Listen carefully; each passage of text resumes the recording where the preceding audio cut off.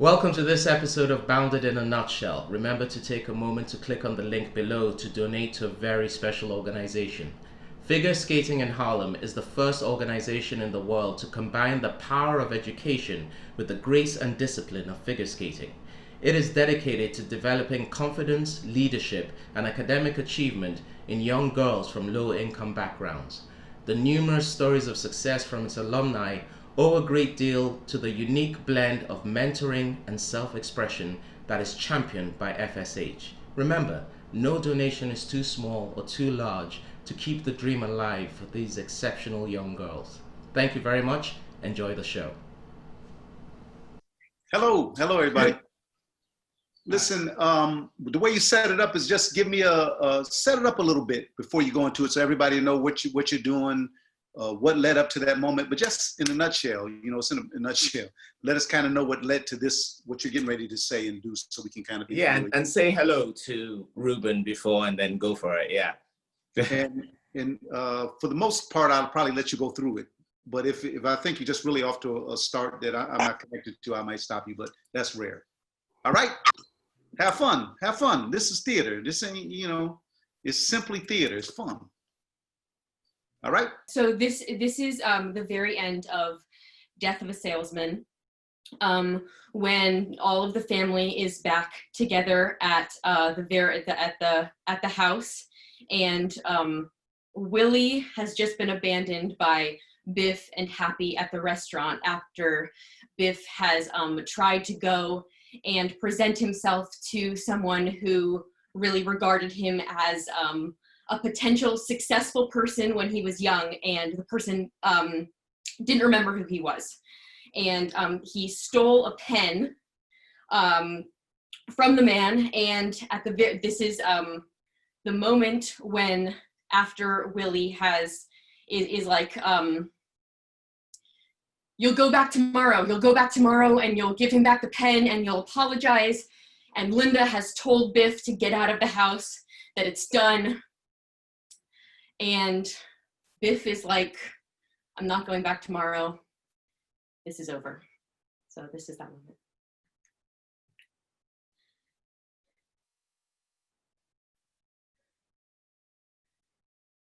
Now you hear this, Willie.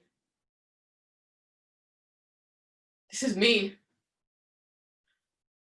You want to know why I had no address for 3 months? I stole a suit in Kansas City, and I was in jail.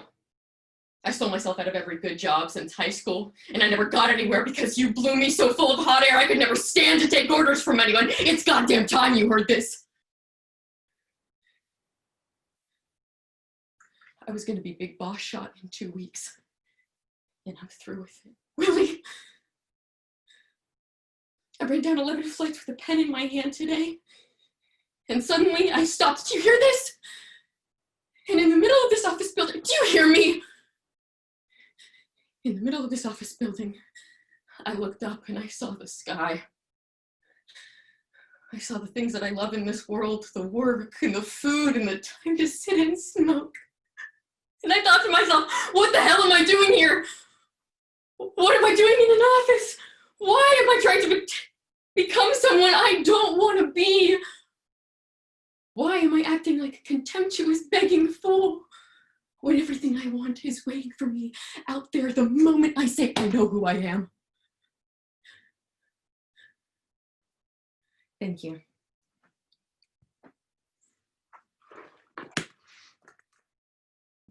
Thank you. That's good. There's a couple things in it that I want you to think about. Totally. One of them is you continually are reaching for Willie in this, the way you've interpreted it. Yeah. Is there any opportunity that you just let him come to you? Absolutely. So also, have you rehearsed in your mind something similar to this, but never had the nerve to say it? Oh, definitely. Also, finally, I don't want you to think too much. The third thing is, what if it's for you and not him? Yeah. Just process that a little bit. Now, those three things, if any one of those things strike you, then see what that means. Yeah. You can't, if you can't, you know, all three of them don't matter and you just, it's too much to turn in a minute, that's fine. But those three things I think are interesting because you keep going for him. Like he wants to leave you, but maybe he wants to listen. Why don't you possibly comprehend it that way or think about it that way? And if he doesn't listen, to hell with it, if it's for you. Yeah. I'm going to say what I need to say. Yeah. Not because I need you to listen, because I need to say it. That just gives you another point of view. Try it one more time, please. Yeah, absolutely.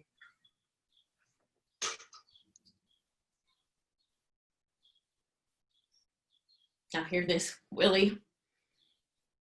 This is me. You want to know why I had no address for 3 months? I stole a suit in Kansas City and I was in jail. I stole myself out of every good job since high school and I never got anywhere because you blew me so full of hot air I could never stand to take orders from anyone. Hold on. What if you're not mad at him about that? Why don't you let him bear the, be easy. I want you to be easier with this.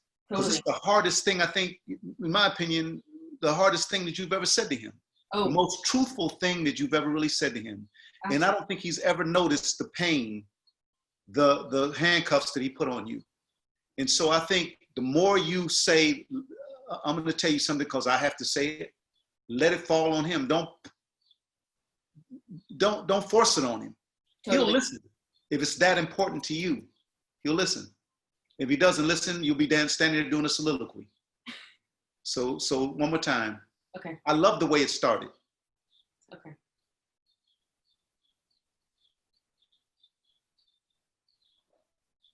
Now hear this, Willie.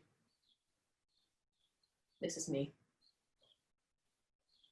You want to know why I had no address for 2 months? I stole a suit in Kansas City and I was in jail. I stole myself out of every good job since high school. And I never got anywhere because you blew me so full of hot air I could never stand to take orders from anyone. It's goddamn time you heard this.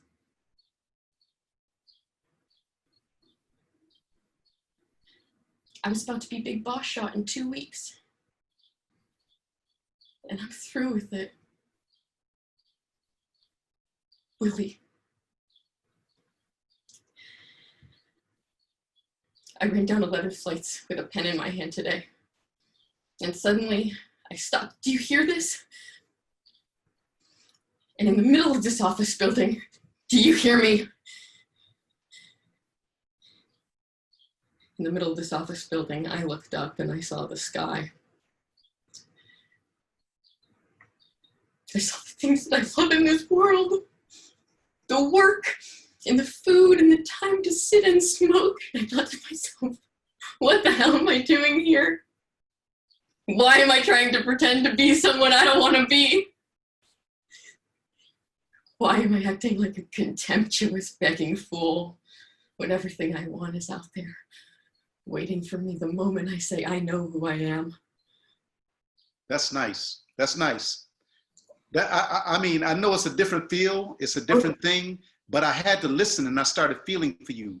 Now, all I want you to think about, as you continue to work on this monologue, that last thing you say the last. Let me hear that last line when you say, "What am I doing in this office, making her contemptuous?" And think about how monosyllabic that last line is. You read it. It says, "What am I doing in this office, making contemptuous, begging fool of myself?" Now look at this. When all I want is out there, then you got a waiting and a minute are the only two syllable things. Yeah. So that gives you an opportunity for power in words, not power in emotion. Yeah. I mean, it must be by his death. When I hear people say it must be by his death, and for my part, listen to all the monosyllable. It must be by his death. You can do anything you want with that. It must be by his death. It must be by his death. And for my part, I have no. You don't get to another syllable till personal. So this is a similar thing. The magic of theater, the magic of painting with words and using words for power. Particularly when you get things. Watch how writers write the rhythms. All of a sudden, she had all this stuff to say, and it broke down into a monosyllabic final sentence. Yeah. And I'll just add one more thing with that, which is whatever is, you suddenly go, Lizzie, to why. You repeat why a couple of times, right? Yeah. You suddenly switch to why. And also another thing, like Ruben is saying, there's no mistakes when someone suddenly goes from polysyllabic to monosyllabic. There's also no mistakes and no accident about when a writer suddenly gives you repetition. There's something going on to keep repeating, because we don't do that normally, unless we're being rhetorical, which isn't the case here. You're not giving a speech in front of a public audience, or you're asking why. So don't be rhetorical with questions like that. And maybe that's a moment, going on Ruben's note, where it stops being to him, but also about you, maybe. Yeah, absolutely. Yeah, do you know what I mean? Which you were playing. I think you can take it further with that, the joy of the repetition. Yeah? Absolutely. Thank you. But that's good. I mean, Ruben, we have a bit of time because it's time. Do you want to see her do it one more time before we move on? Yes, I would. In Lizzie, think about the marriage of this wonderful internal thing that you delivered, and when the impulse to pop out of it and reflect, like Chuck was saying, the whys. Are you asking yourself that, or are you asking him that, and then you discover something, you make a huge discovery that you reveal something that you fully understood for the first time. You said, I stopped in the middle of that building and I saw the sky. Now, why is that there? What did that do? That did something to you. I saw the things that I love in this world. Now, she didn't list the things. After that, the work and the food and time to sit and smoke. We're talking about the simple things that make life sturdy and meaningful. Yeah. The easiest things to do that mean the most. Yeah. Time for you. And so there's an opportunity for strength there in things that seem simple. Yeah. And it could be humor. It could be, ain't there something? That's all I ever wanted. Yeah. Not that.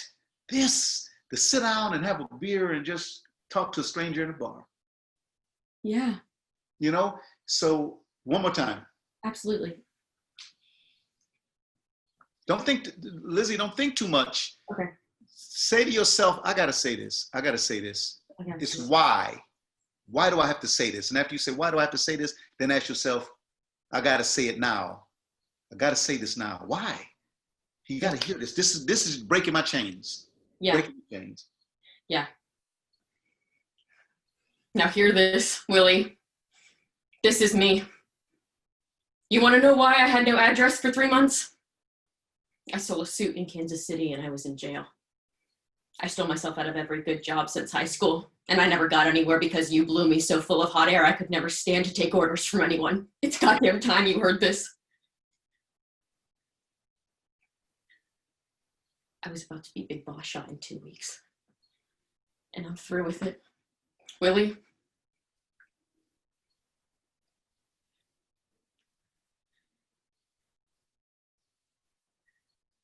I ran down 11 flights with a pen in my hand today. And suddenly, I stopped. Do you hear this?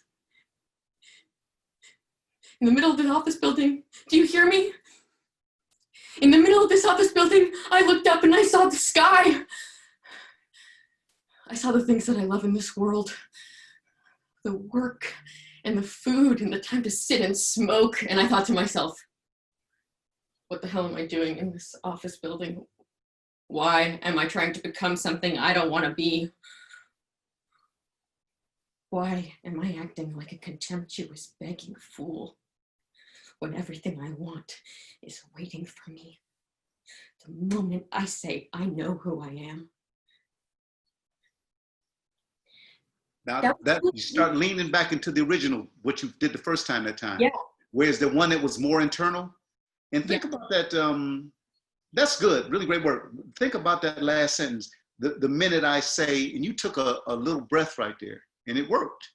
But what you followed it up with was, did that earn that breath? You know? Yeah. The minute I say, you stopped and you said, I know what I am. It seemed like you let it fizzle out. Totally. You didn't have to. No. Would it have merited a longer moment? I don't think so. Okay. I don't think so, but I do think the power, that last sentence wraps that whole thing, is that What if you don't say anything but say, Willie, listen to me. I know who I am. And walk out. You would have said all that poetry, all that wonderful stuff would have been said. Yeah. Particularly, you know, I like all this in the context of this, but when I'm writing, I always think about eliminating everything and see what the most powerful sentence is, words are, what are the operatives, what is the operative thought that I have to penetrate? What am I getting to? What basically, we'll talk around things like I'm talking now to say the one thing I want to say to you. Yeah. So don't forget when you get to say that one thing, that it is etched in the heart and soul of whoever you said it to, because that's the most important thing. This speech right here, you could tap a stranger on the shoulder and say, I don't know what you're doing in the next 5 minutes, but I got something to tell you. That's the most important thing you ever hear in your life. And you say it. And the only way they'll listen is if it is that important to you. Yeah. But thank you so much. That was really lovely work, Lizzie. And just to clarify, it's not saying that you take a longer pause. When Ruben was saying you took the pause, which was beautiful, but then you just said, I know who I am. When you take that pause, it doesn't matter how soon you start the next thing, but the next thing has earned the pause before it. Does that make sense? Yes. So you can't rush it over. So it's not about taking a longer pause. It's about the person's been doing this, listening to you, and then you lift and hold, and then the whole point of the thing comes with, I know who, and you can do that a million ways, but it has to have that weight. Yeah? Yeah. Beautiful work. You're a really good listener. Lauriel's next. Hello, Ruben. Hi, I'm Lauriel. Hi. Hello, Chuck. Hi, how are you? I'm good. Good. I'm going to be doing a monologue from a Stupid Fucking Bird. I chose it just because the text has really been resonating with me today, even though it was written in 2016. I'm very grateful for a lot of things in my life right now, but I'm still very concerned about the state of humanity, and the words really speak to me. Before I begin, I had a question for you, Ruben, just because I know I've been watching different classes. I know different instructors have a preference on looking directly into camera or looking away. Do you have a preference? No, it's you know, not really, because it's for you, and I don't necessarily like looking away unless you're looking at, I don't know. This is a strange medium, this Zoom thing anyway, so I'm looking for that stupid, okay, I got you. I don't know how to answer that, because this is a strange thing, this Zoom anyway, so in an audition room, you would have a reader or somebody to look at. It would be kind of like intimidating if you look dead at the director all the time. But this is different. This does not intimidate anybody, you know. I think whatever gives you the best focus. Okay, great. All right.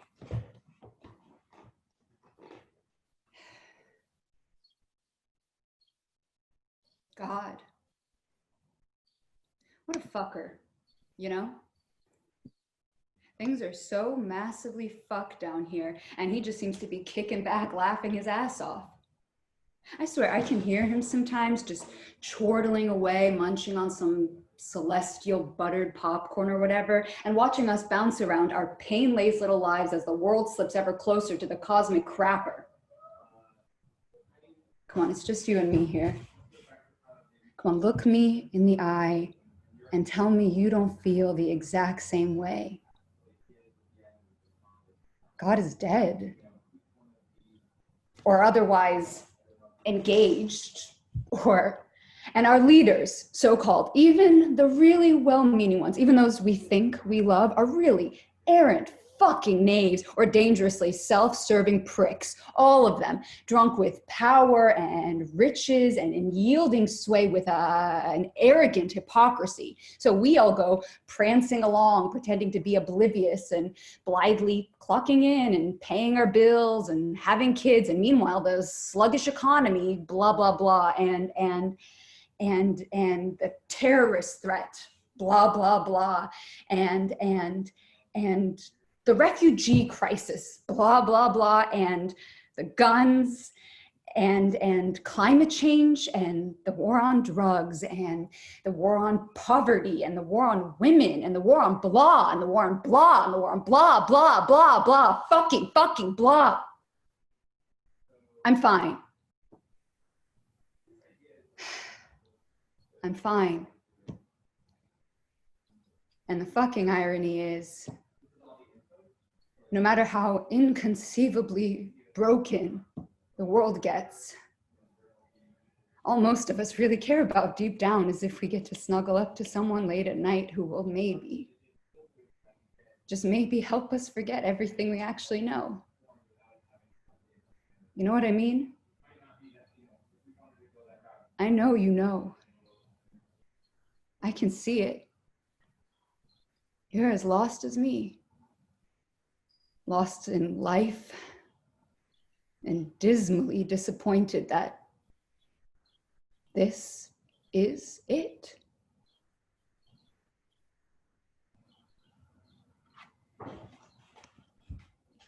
Good. The things I want you to think, that's real nice. What I want you to have to think about, Lauriel, is you say I'm fine. In the way you had, the first time you say it, in the way you had caught me into this, what you were saying, I was looking for the pop, the bounce. Why in the middle of that you say I'm fine? I mean, in the context of this, I mean, could be somebody touching you saying, you know, you okay? I'm fine. Whatever it is, I don't know that. What I do know is that you are fine. And so, but it comes out of a whole different rhythm, a whole different song that you were singing. So it's got to be a different thing. So you got to think a little bit more about texture. You have a lot of things you say in discoveries that you make in this monologue. Shit, I wish my cursor would move. It won't move. I'm frozen. But when I say texture, you say sensitive things about snuggling up. You say things about how fucked up the world is. They all can't be within one little notch next to each other. They can actually take leaps, because thoughts that you're saying in this monologue have to pull other thoughts out. Mm. And when something pulls another thought out or another feeling, it has a bounce. It has a bounce. It's not like a song that comes to a bridge. It's another thought that takes you to another melody. Yeah. You did it once or twice with the blah, blah, blah, and this and that and that and that and that and that and that and that and that and that, this and that. But now we're going to another melody. So that's what I call texture. Okay. And then you said, you're as lost as I am. I can see. When did you realize that? Did you realize that before you started talking to him, or while you were talking to him? Is that a rhetorical question, or you want me to answer it? No, you don't have to answer it. I got to see that. It got to be clear to me. And it's a whole different tact if you discover it then, or if you knew it and you reveal it. Totally. So, yeah. But I'm not clear. Mm-hmm. So I need more, and texture will provide clarity, much more clarity for me, you know, and for the listener. And because you have all the qualities, now I need you to exploit the textures. Okay. What is soft? What is seductive? What is hard? I don't give a fuck. And then what is like cerebral? And what comes from your heart? Yeah. All those different things give you the journey. Yeah. Think about it for a second. And then go ahead. And don't forget, Lauriel, always, especially since you don't have your scene partner in front of you that would be giving you so much. When you're doing something like this, especially when you're saying so much to one person, you have to let her see their reaction to what you're saying. And I think that will give you some of the texture and the bounce that Ruben is talking about. It's like, how has the person you're visualizing reacted to what you've just said, you know? Yeah. Yeah, great. Would you like me to take it again, Ruben, from the top? Please. Yeah, definitely. Thank you. Yeah. But think about it before you start on the why. And then the why now. And then like, come on with it.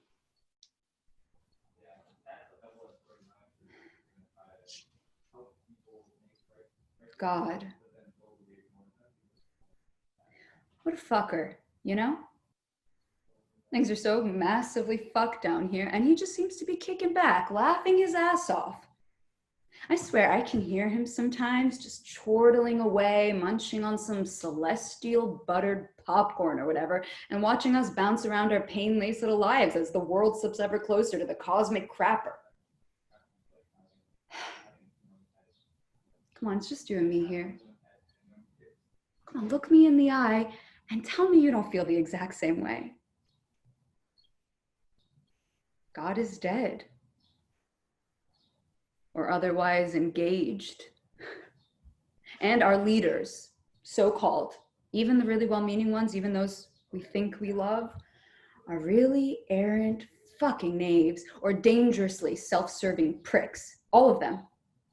Drunk with power and riches and yielding sway with an arrogant hypocrisy.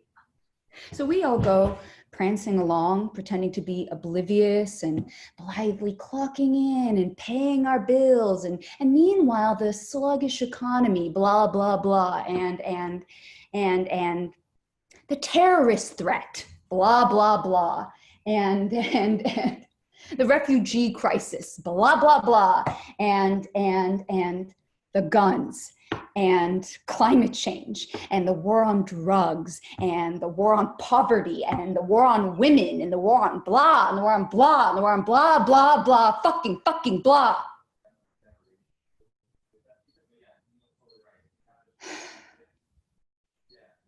I'm fine. I'm fine. And the fucking irony is, no matter how inconceivably broken the world gets, all most of us really care about deep down is if we get to snuggle up to someone late at night who will maybe, just maybe, help us forget everything we actually know. You know what I mean? I know you know. I can see it. You're as lost as me. Lost in life. And dismally disappointed that this is it.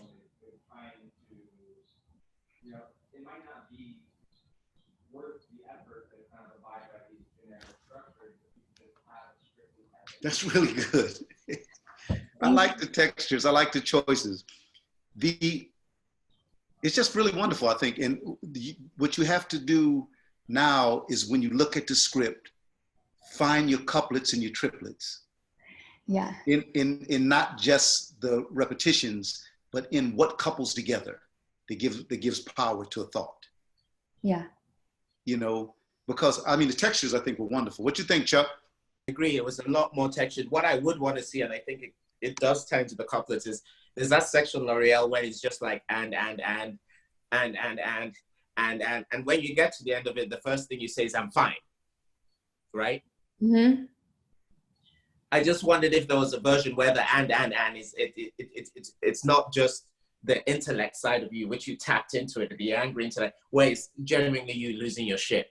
So Yeah. that what if that "I'm fine" is literally a literal "I'm fine. I know I just lost my shit, but I'm fine. Just step back. I've got my shit. You know what I mean? So seeing how that repetition can start working on the diaphragm and taking you somewhere else. You know what I mean? So you don't control the "and" so much. Does that make sense? Yeah. It just comes. Don't be afraid to lose your line or drop your line, and that's it. Just really attack it. There's something going on when you keep repeating something like and even the sound. Hear that sound. If you were doing Shakespeare now, you'd be thinking about the sound.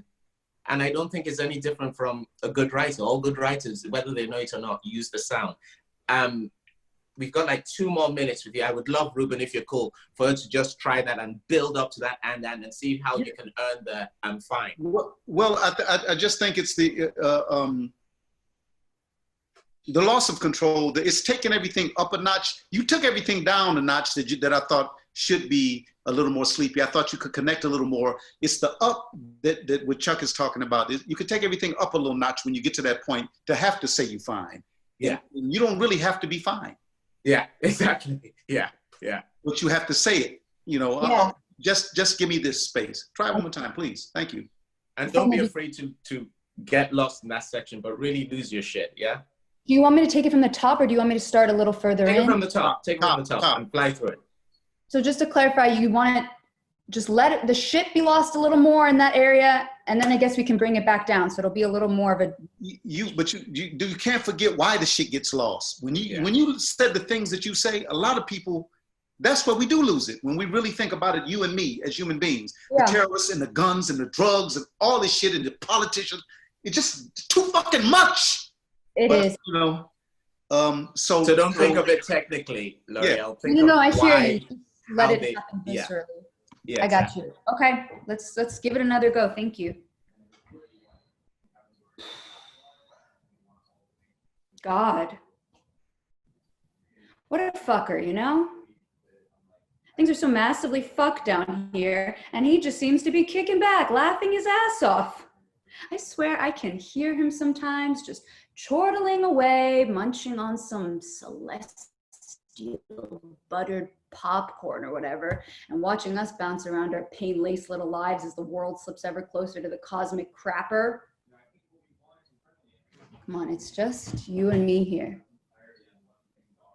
Come on, look me in the eye and tell me you don't feel the exact same way. God is dead. Or otherwise engaged. And our leaders, so-called, even the really well-meaning ones, even those we think we love, are really errant fucking knaves or dangerously self-serving pricks. All of them. Drunk with power and riches and yielding sway with an arrogant hypocrisy. So we all go prancing along, pretending to be oblivious and blithely clocking in and paying our bills and having kids. And meanwhile, the sluggish economy, blah, blah, blah, and the terrorist threat, blah, blah, blah, and the refugee crisis, blah, blah, blah, and the guns and climate change and the war on drugs and the war on poverty and the war on women and the war on blah and the war on blah and the war on blah, blah, blah, blah, fucking blah.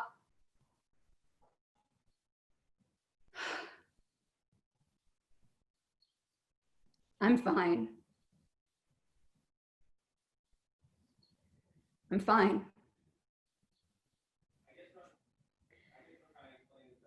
The fucking irony is, no matter how inconceivably broken the world gets, all most of us really care about deep down is if we get to snuggle up to someone late at night who will maybe, just maybe, help us forget everything we actually know. You know what I mean. I know you know. I can see it.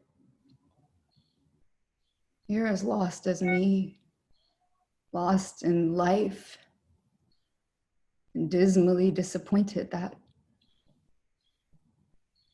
this is it.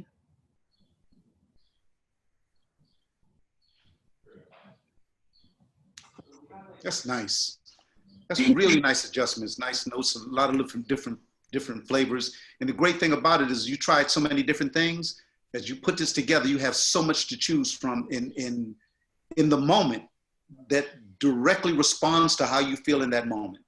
You dig what I'm saying? Because you'll feel different every day you wake up. And something of those things that you mentioned will be the trigger. Out of all those things, it doesn't have to be the last thing that's the trigger. It could be something in the middle that's the trigger, and then the other things just keep coming. Or the thing of the trigger could be in the end. The things could build like you just did, which is wonderful. Or you can find the trigger somewhere else. What popped that? What prompted that? And then to get to I'm fine. I thought it was real nice. Lovely. Nice one. Nice adjustments, Lauriel. Excellent. Well done. James. It's good to see you again. Good to see you again, mate. Hey. Hi, Ruben. I just want to dedicate this to my aunt Heidi Griffiths. I wouldn't be here without her, and she's sung your praises to me. So thank you for this opportunity. I'll be doing Romeo from Romeo and Juliet and Act 2, Scene 2. What light through yonder window breaks? It is the east, and Juliet is the sun. Arise, fair sun, and kill the envious moon, who is already sick and pale with grief, for thou her maid art far more fair than she. Be not her maid, since she is envious, but sick and green, and none but fools do wear it. Cast it off! It is my lady. Oh, it is my love. Oh, that she knew she were. She speaks, and yet she says nothing. Her eye discourses. I will answer it. I am too bold. It's not to me she speaks. Two of the fairest stars in all the heaven, having some business, do entreat her eye. Will they return? And what if her eyes were there? They in her head. The brightness of her cheek would shame those stars as daylight doth a lamp. Her eyes in heaven would through the airy region so bright that birds would sing and think it were not night.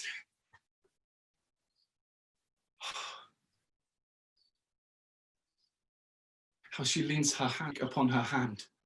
Oh, that I were a glove upon that hand, that I might touch that cheek. Thank you. That's good, man. You know, this is such a,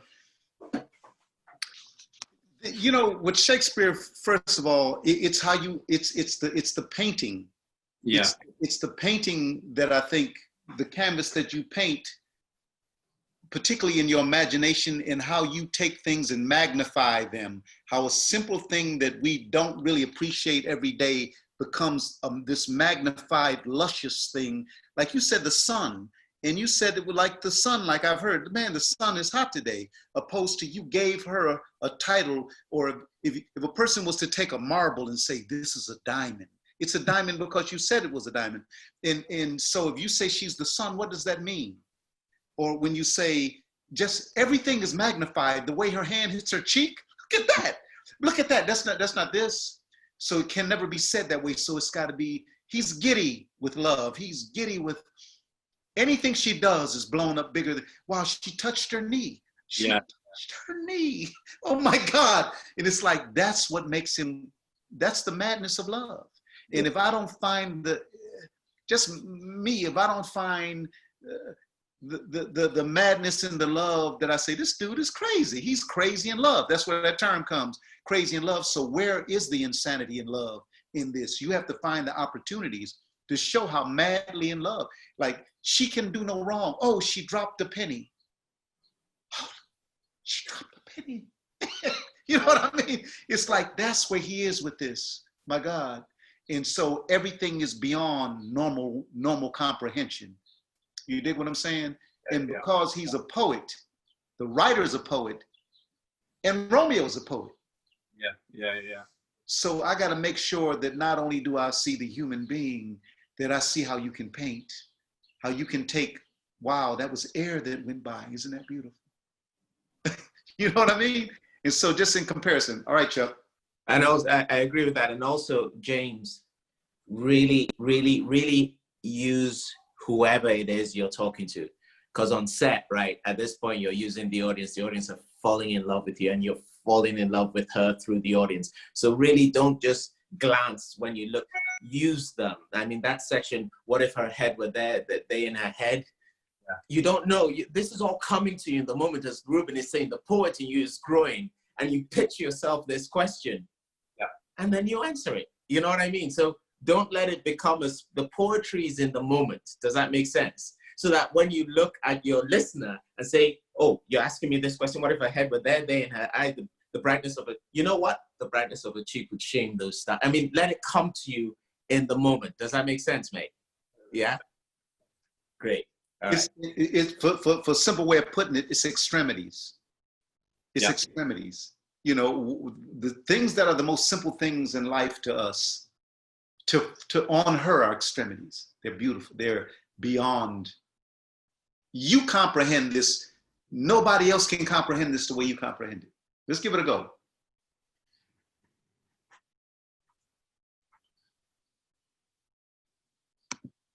It's soft. What light through young. It is the east. James, start again. What's the first word? You know, that first word is everything else is going to follow it. It's all connected to that. No matter what kind of pause you take or how you proceed from there, that first is the key into the rest of this you're going to say. Yeah, okay.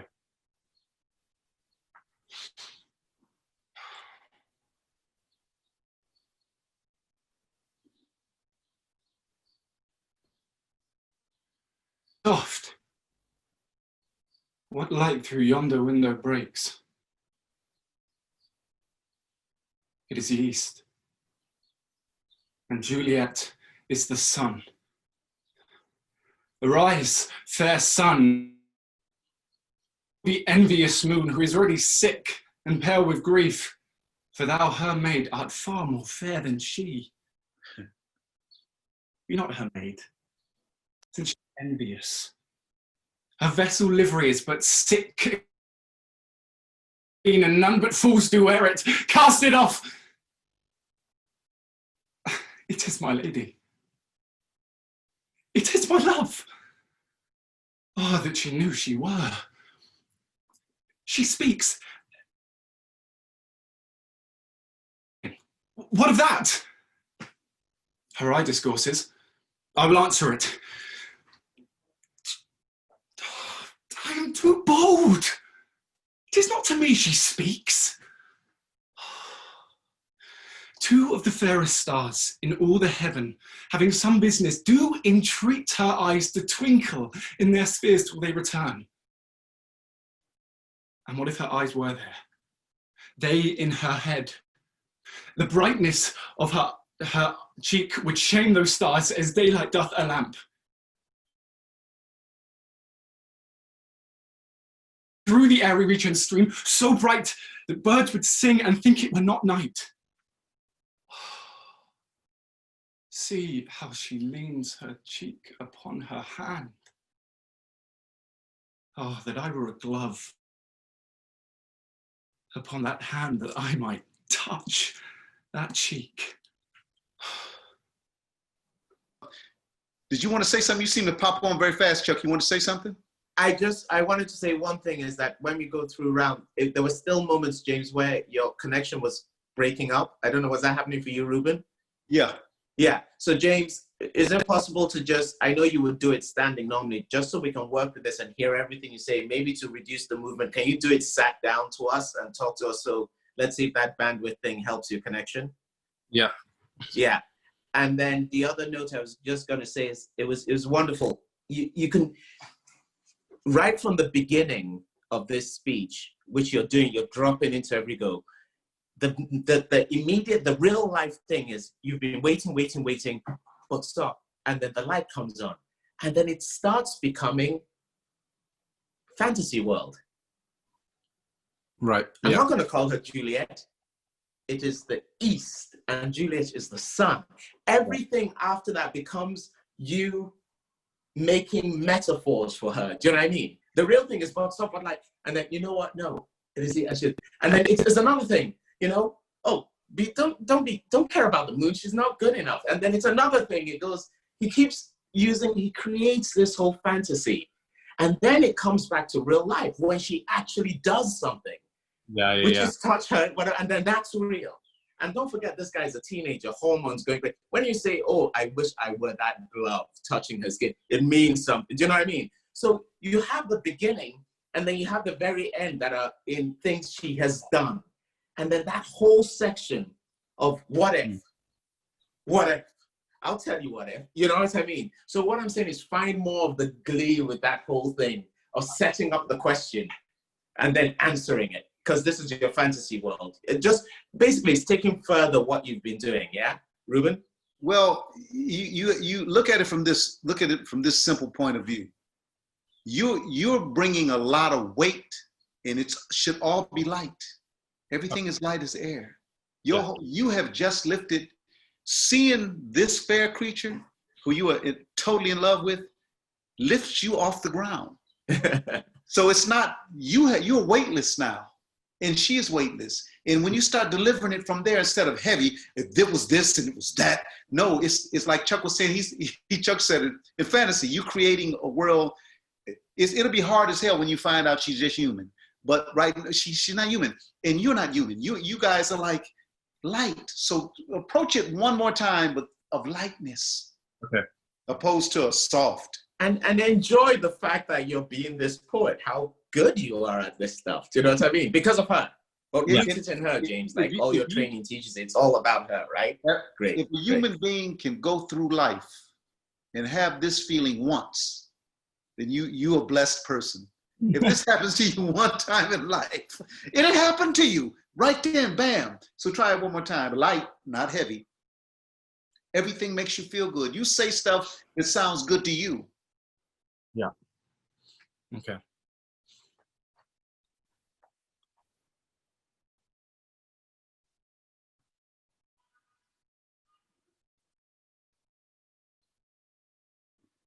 But soft.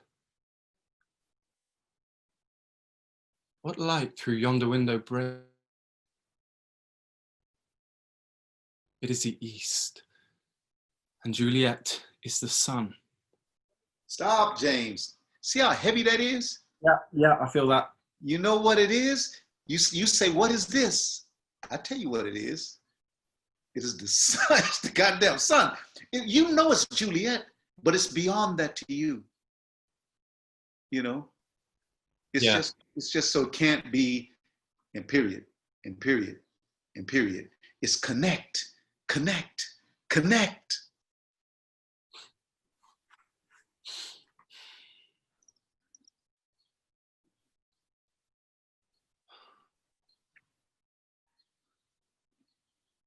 It's soft.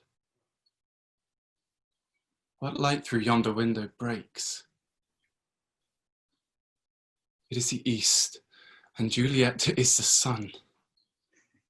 Arise, fair sun, and kill the envious moon, who is already sick and pale with grief, for thou her made up far more fair than she.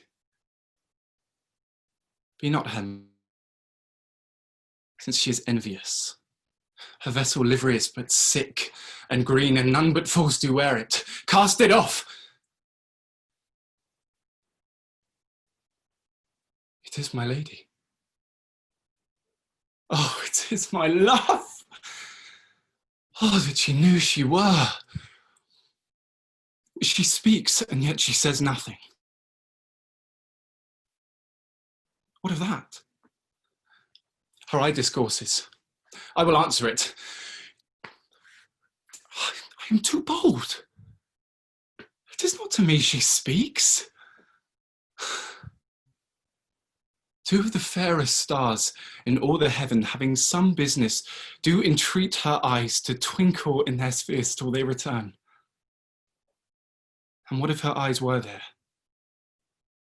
They in her head.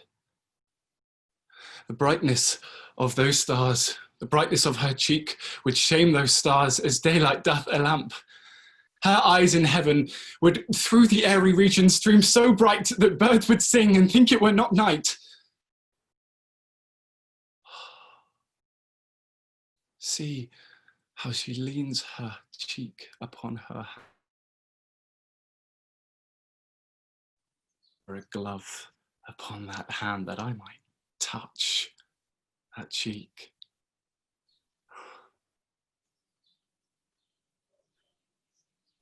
Now, see, James, now you cooking. now you starting to find the magic there. Now, that's the magic. You dig what I'm saying? Because now I'm pulling for you. I'm like, oh my God, grant him the 3 wishes he's looking for. You know, at least one of them. And it's Juliet. So that's the kind of magic that makes this pop. And I think now you're on the right track. You're really on the right track, in my opinion.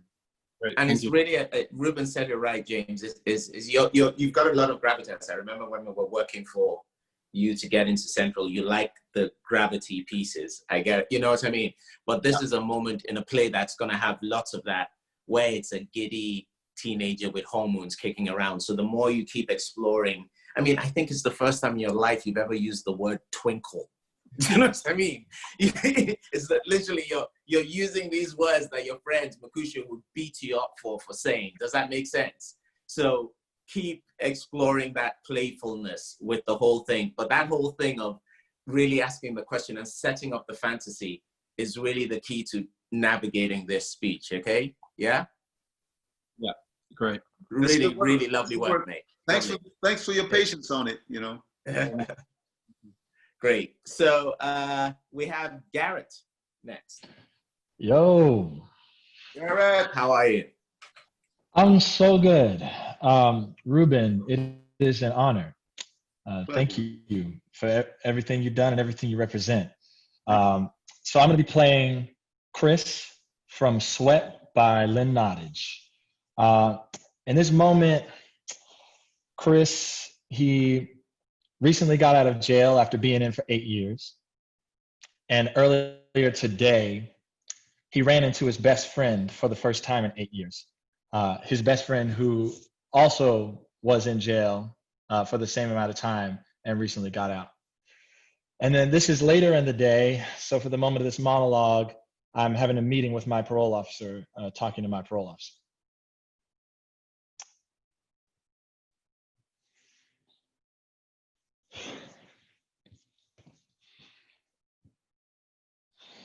I don't know.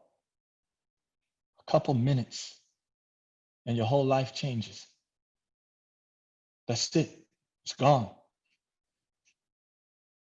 You know, every day I think about what if I hadn't, you know?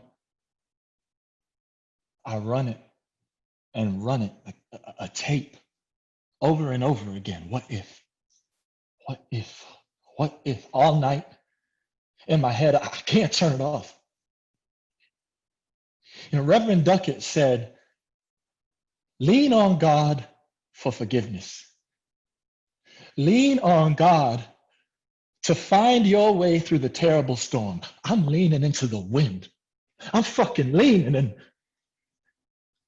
And then there's Jason crossing Penn, you know? I'm just chilling, looking in the window of Sneaker Villa, not thinking about anything. He sees me.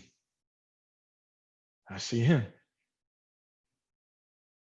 Neither of us could move for a second. I've been thinking about what I would do in that moment, how I would react or what I would say. I mean, fuck it. What we did was unforgivable. Well, next thing I know, I'm walking fast toward him. I don't know why. I don't know what I'm gonna do, but the emotions are right there in my chest, like a fist, pressing right there, just pressing. And I keep walking, and I'm expecting him to walk away, do something, but he just stands there like he's been waiting on me all these years. And we come face to face, like right there. I can smell his breath. That's how close we are. I can see the fucking veins in his eyes. And my fists clench, and my fingernails dig into the palms of my hands, and then it just happens. Weirdly. We're hugging. Hugging. I don't know why. And for the first time in 8 years, I feel like I could go home.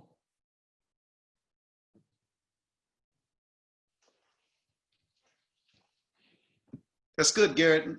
That's real good.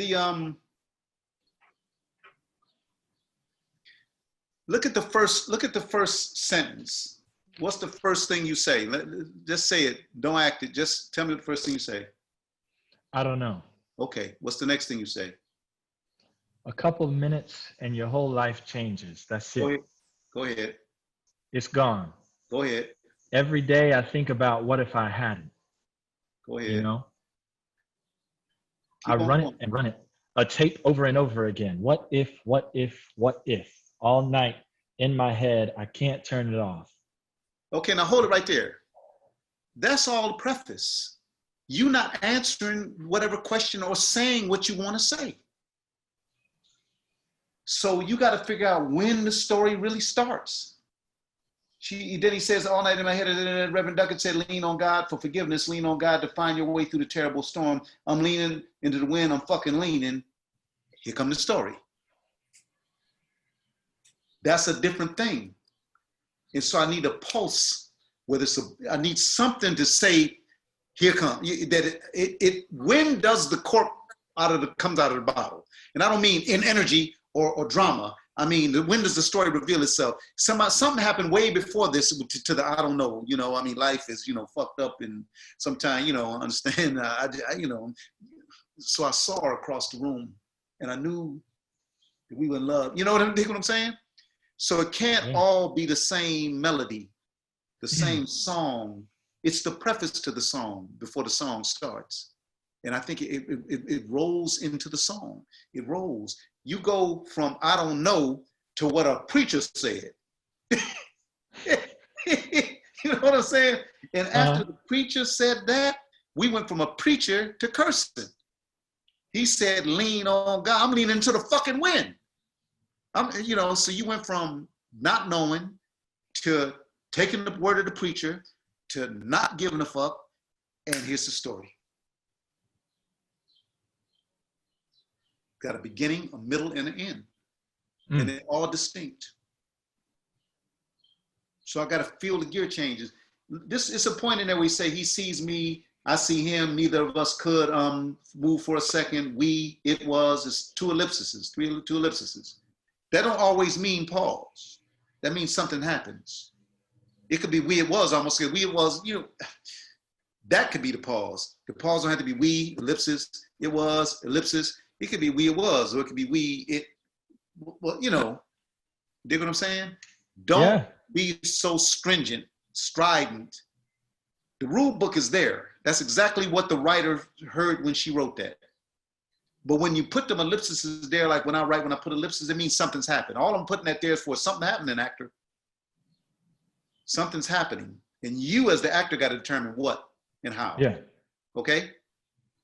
Yeah. And can I just suggest, with such a prelude, Garrett, to telling your story, such a long prelude before you get to the story suggests you might not be sure you want to tell this story. So it should come as a sort of surprise when you're actually just letting it all out, you know? Because on another day, you can have those bits about this, I don't know. The preacher said, well, fuck this, and get up and leave. You don't have to stay there to tell the story. You didn't know, you know? And when you have such a prelude, that's what the ellipses are doing. Is like, what is all the decision making going into your thinking as you touch the preacher and you touch this to eventually lead you to tell the story? Does that make sense? Yes. Yes. Yes. So we should be as surprised as you are that you stay to tell the story. The story could end with, you know, like, well, I'm leaning on fucking wind. Fuck you all, get up, leave. And then this story comes, yeah? So take away the idea that you know where you're gonna end up, yeah? Great. Yeah. Great. Use the prelude. It's there, it's gorgeous. I don't know. A couple minutes and your whole life changes. That's it. Hold on, Garrett. I don't know. I think you do. I think try something else. It was like you answered like a question. I don't know. Try to internalize the I don't know. Like I don't know if I want to tell this. I don't know. Yeah. Just try it. It could be right. Could be wrong. Let's see. Absolutely.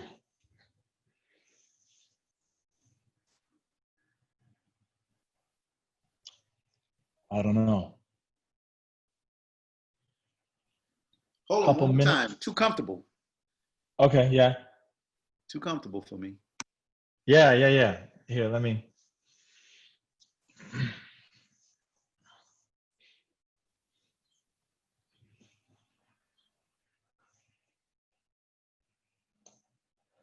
I don't know. A couple minutes and your whole life changes. Garrett, one more time, man. Yeah. Make the I don't know. Do you want to tell? What if the question was rhetorically? Do you want to tell me what happened?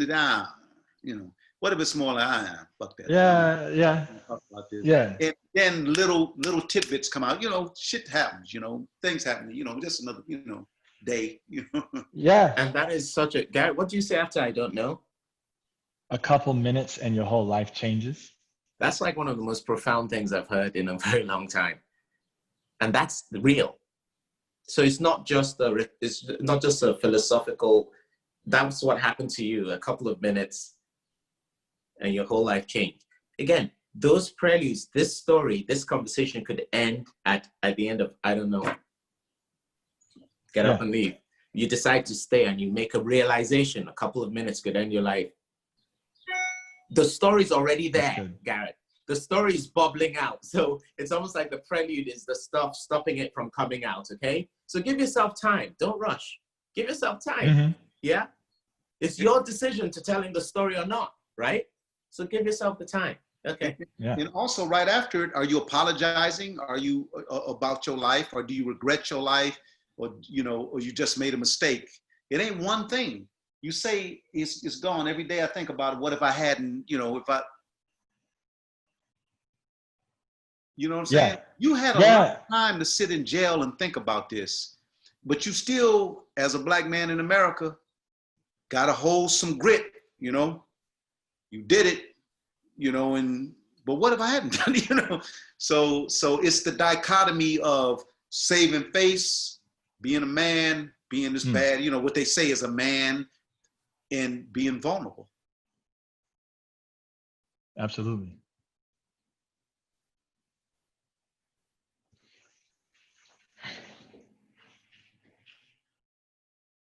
I don't know. A couple minutes and your whole life changes. That's it. It's gone. Too sober, Garrett. Okay. I hate to nitpick you, man, but it's just too That's sober. fine. It's cerebral right now. You saying something that sounds like it makes too much sense, opposed to words coming together, to trying to express yourself, not really knowing how to, not really knowing if you want to, but I'm rambling a little bit. I don't know if I'm sorry, blah, blah, blah, blah, blah, like this, and then you find your footing. Right now, you ain't got no footing. Right now, you're starting out with footing, and I don't think you have it yet. The balance ain't there yet. So stay off balance a little bit. Put stuff together a little bit more, please. Yeah. I don't know. A couple minutes and your whole life changes. Garrett, try something for me. It's all about how you start this thing. Before you start this thing, I want you to relive the story of the event that happened. And I want you to relive the worst thing that happened to you in prison. And I don't want you to talk directly to the guy for those first 2 lines. Be talking to yourself, saying it to yourself, okay? Imagine, just try it that way. Relive it before you speak. And it's not direct conversation with the guy. It's how to make eye contact initially. Think of maybe one of those worst experiences was solitary confinement. So imagine you're saying this first bit to yourself in solitary confinement. See where that takes you. Yeah? Yeah. Just try that. Yeah.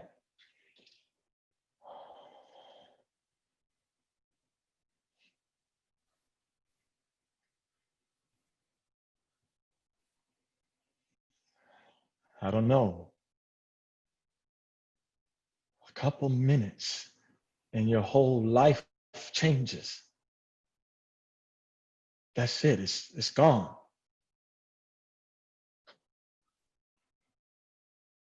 Every day I think about, what if I hadn't? I run it and run it like a tape over and over again. What if? What if? What if? All night in my head, I can't turn it off. Reverend Duckett said, lean on God for forgiveness. Lean on God to find your way through the terrible storm. I'm leaning into the wind. I'm fucking leaning. And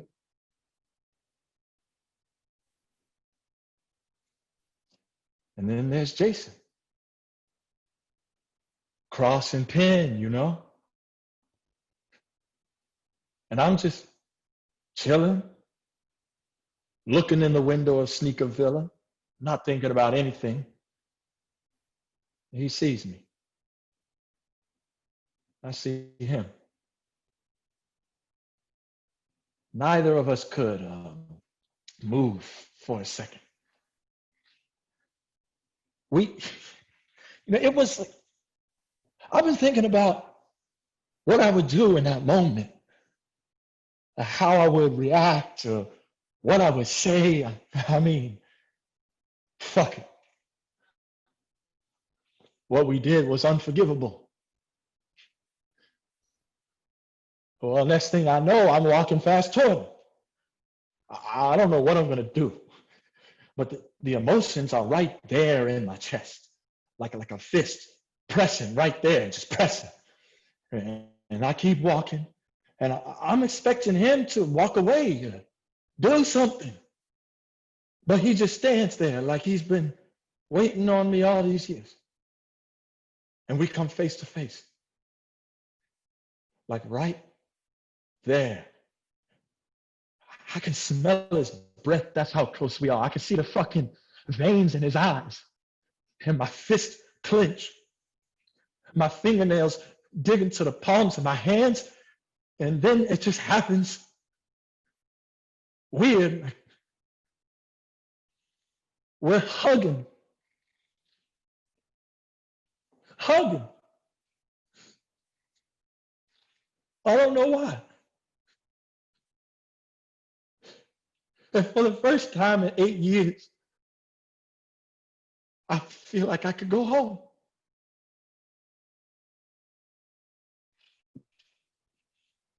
Garrett, that's good, man. That's good. But Yeah. I want you to try it one more time. And there's a moment where you see this dude, and me as the audience can't know what's gonna happen. I gotta think two, possibilities, or many possibilities when they see each other. You can run, turn the other way. You can run up to him, punch him in the face. Y'all can start gripping. You can run up to him and stab him. You can run up to him and hug him and kiss him. I don't know what's gonna happen, but I'm starting to know what's gonna happen. Because he says, my fist clenched. She repeats this fist metaphor a couple times at least. Fist to the chest. I got my fist balled. And it says, that's how close we can. I can see his fucking veins. When you get that close, it's only two things gonna happen when you get that close to somebody. You're gonna fight or you're gonna kiss. But, and my fist clenched with the fingernails digging in the palm of the hand, and weird. And then it just happens. And I'm like, damn, he punched him in the face. No, weird, weird. Reveal. We're hugging, And then that's why I think she echoed it. Yeah, you heard that right. I'm amazed. You know what I mean? The next line he said, I don't know why. That's a slash. That's when you wrap this whole thing up. Those two lines, you got a little more breath in the whole thing than you really need, because it's a potency to arc, and to pace, and to poetry, and to pull, because I'm gonna reveal something. So I need the dichotomy of power and vulnerability. When are you strong? And when are you affected?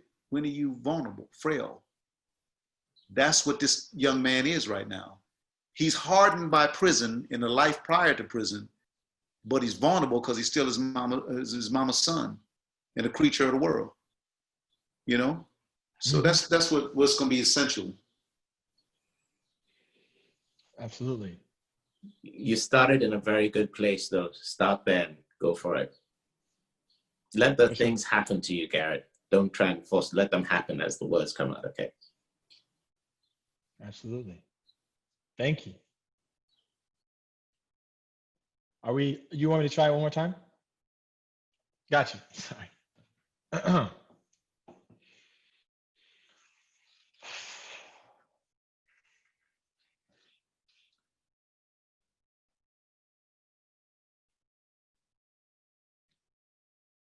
I don't know.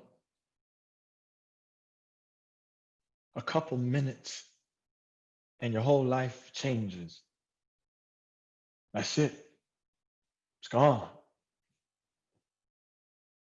Every day I think about, what if I hadn't, I run it and run it like a tape over and over again. What if? Start back. I don't know, a couple of minutes. Let all this stuff come out. Take the air out of a couple of minutes. Your whole life changes. It's gone. Every day I think about, what if I hadn't, the is not letting you end it. If you take that pause, it seems like you cerebrally should be able to say what you want to say. The is, I ain't saying it. I was about to ask earlier, when you said it has a little bit more breath in it, you mean like too many pauses? You mean? Yeah, too much breath. Okay. Yeah. Too many times to think. Clarifying. This is not cerebral as much as it is impulsive. Yeah. because you won't reveal this story in that vulnerable way, I think, in front of the parole officer if you really gave it a lot of thought. Right. That's what all that rambling in the beginning is. Shit, I'm hard, I can handle this shit. I just got to come, put my pee in the cup, do my thing, look for a job. Ain't no thing, life changes. Shit goes down and before it's over with. Anyway, give me one more take, bro. Okay, all right.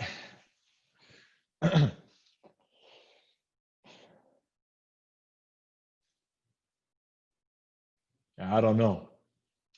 Couple minutes and your whole life changes. That's it, it's gone. Every day I think about, what if I had it? I run it and run it like a tape over and over again. What if all night in my head, I can't turn it off. Reverend Duckett said, lean on God for forgiveness. Lean on God to find your way through the terrible storm. I'm leaning into the wind. I'm fucking leaning. And then there's Jason. Cross and pen, And I'm just chilling, looking in the window of Sneaker Villa, not thinking about anything, but he sees me. I see him. Neither of us could move for a second. Because it was, I've been thinking about what I would do in that moment. How I would react, what I would say. Fuck it. What we did was unforgivable. Well, next thing I know, I'm walking fast toward him. I don't know what I'm gonna do, but the emotions are right there in my chest, like a fist pressing right there, just pressing. And I keep walking, and I'm expecting him to walk away, like do something. But he just stands there, like he's been waiting on me all these years. And we come face to face. Like right there, I can smell his breath. That's how close we are. I can see the fucking veins in his eyes. And my fists clench. My fingernails dig into the palms of my hands, and then it just happens. Like, weird. We're hugging. Hugging. I don't know why. And for the first time in 8 years, I feel like I could go home. That's the one. That's the one. You hit it. That's it. Great work. It's funny, Ruben. It's funny, Garrett. It's funny how something as technical as a note like take the air out, that sometimes it forces you to find and be in what you're feeling at the time, not the air that makes you start looking for stuff to show stuff. You know what I mean? Because all those emotions, they were all there. All those things you were finding and feeling good about, they were all there. But they were surprising us as they were happening, because you were talking and they were happening as they, you know what I mean? And that's a big note that people often, that sometimes just challenging yourself to go at it and just start speaking and seeing where it takes you instead of thinking you know where to take the words makes all the difference. But I saw the convict and I saw the vulnerability and all that at pace. It's surprising, but it really worked. Beautiful. Thank you for being so brave and open. Thanks, Garrett. Thanks for that work. Thank you, Ruben. All right, Peter. Hey, y'all. Hey. So I'll be doing Saturninus from Titus Andronicus. It's Act 4, Scene 4. So Titus and his sons have shot arrows into the court with letters to the gods, and I'm outraged by it. But I'm the emperor. I think that's all I need to explain, right? Cool.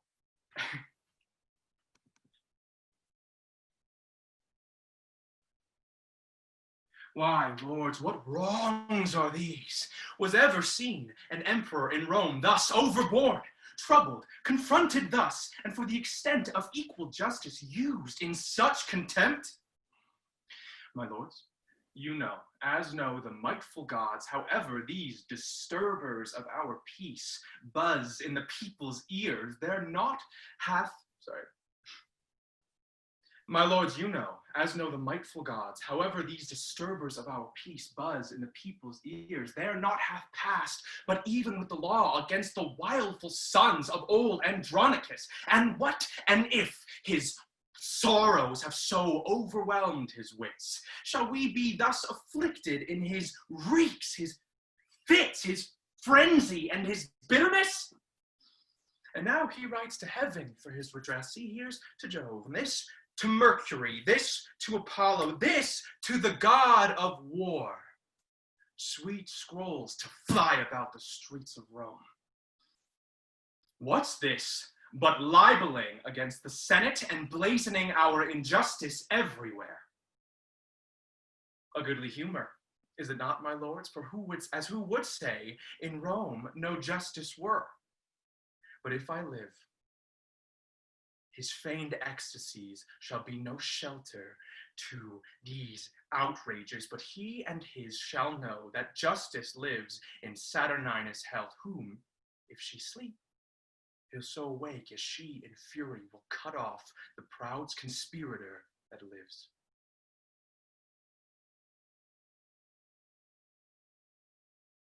That's nice. So thank you, Peter. Yeah, thank you. The first thing I would say to you is it's a tough speech, but it's full of great opportunities to color.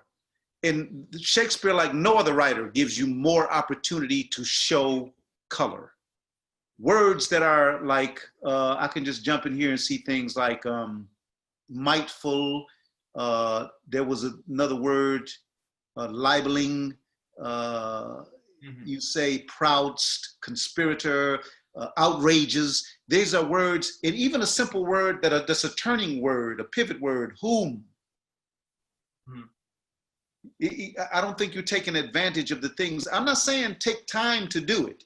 It's what you do, the inflection, how you make that operative word powerful, impactful, profound in the whole of the statement. How does that pop out without you saying, I'm going to pop this out? It's just what you do with it, what you do with the syllable, the O, the ST, that end. I need you to, the disturbers, that's the one I was looking for. Disturbers, who says that? He chose that word there. You called, however, these, it's like Leontes talks about this entertainment, opposed to this entertainment, my heart likes not. No, I can do something with this entertainment. You know what I'm saying? That says a whole lot. Become the agent, it may I grant. What do we mean become? Just that one word, I could tell you exactly what I'm trying to say, and it ain't, this person can become angry if you say the wrong thing. No, it can happen. So I need you to take advantage of some of those words. Chuck, give him something. I was just gonna say, Peter, tell me your first line again. Why, lords, what wrongs are these? Great. Okay, so what state are you starting the speech in? Furious, I think. Yeah. You sort of like bled into it. You have it in front of you. What the is the equivalent of what the fuck is this going on? Do you know what I mean? Yeah. That's how you start. That's literally how you start the thing. And then let's go from there. Can you just say to me, talking of operative words, do you have the speech in front of you? I do, yeah. Can you just say out loud the last word on every line of the speech? Just the last word, just read them down. The verse lines? Yeah, the last lines. Okay. Or the verse lines. Seen, overborne, extent, contempt, gods, peace, past, sons, if, wits, reeks, bitterness, redress, Mercury, war, Rome, Senate, everywhere, lords, were, ecstasies, outrages, lives, sleep, shall, lives. Those are pretty powerful words, wouldn't you say? Yeah. Ecstasies, war, Rome. That's the whole point of this guy. That's all he's fighting about. So make sure you really, I'm not saying again, banging it with a hammer, but really hit your thoughts at the end of those. You could say those words and I'd know what this speech was about. Okay, do you know what I mean? Totally. So start where you're starting and use that. Great. Okay.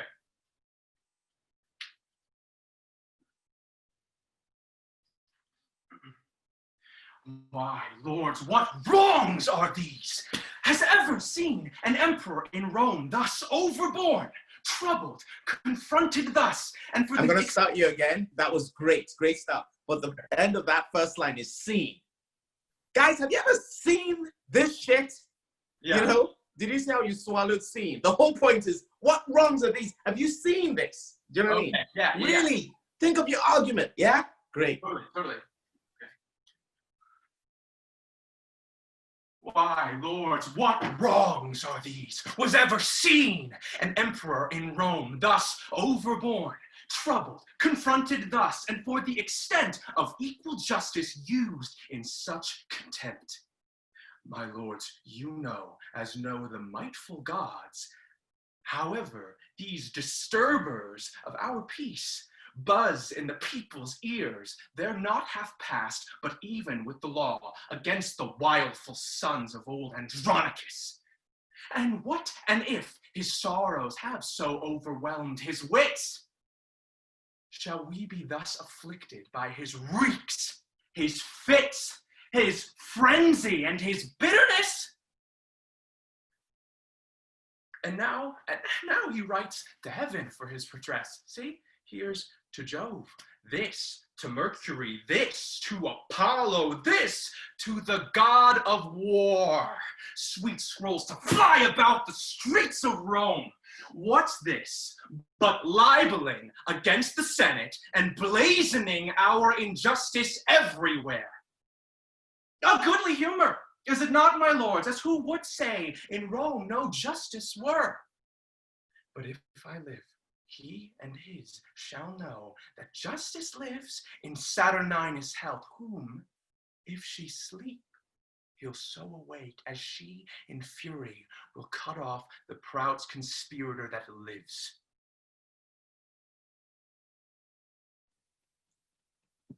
Lot better, lot better. Now you're starting to find the operatives. You just got to not make them so obvious. Okay, yeah, okay. It's in the luxury of the language. His language provides a luxury, you know, and no matter if Pompey is saying it or Falstaff, whoever's saying it, the language provides a luxury. It puts you in a status unlike anything you normally have if you're at the pub or talking to your wife. You know, these opportunities to speak and be powerfully heard. Okay, yeah. Totally. Chuck, you got one more? Can I get one more out of him? Yeah, absolutely. Let's have it another go. But that's true. It just by starting off, knowing your state of starting off, that's one thing, which changed everything. And using that word seen, then it looks like then everything is contrary. Can you see this? And then we start listening. Do you know what I mean? So yeah, we love to pick and choose the ones you use. But it was really just a lot more cooking. I think you can go further with the anger. And the further you go with it, the more you have to work to bring us in later on. And that's a great thing. That's the texture Ruben was talking about also. Do you know what I mean? So go a bit crazier at the beginning and keep using those words, but keep finding how hard you play it like music. See where it takes you. Yeah? Yeah. And just because you're talking and using the metaphor at the end of the she, you're still talking about justice and things like that. Do you know what I mean? And so make sure you're very clear with, even though you're personifying her and making her this woman, this is all you're about. You're saying this is justice, you know? Yeah. Win those guys. Yeah. And see the reaction of the guys. Are you winning them over? Again, Shakespeare doesn't just write speeches and expects everyone to sit there and listen to you. What's happening to them? Are you winning them over? Why do you keep talking? Why do you keep using that list? You know what I mean? Yeah? Yeah, great, great. Okay.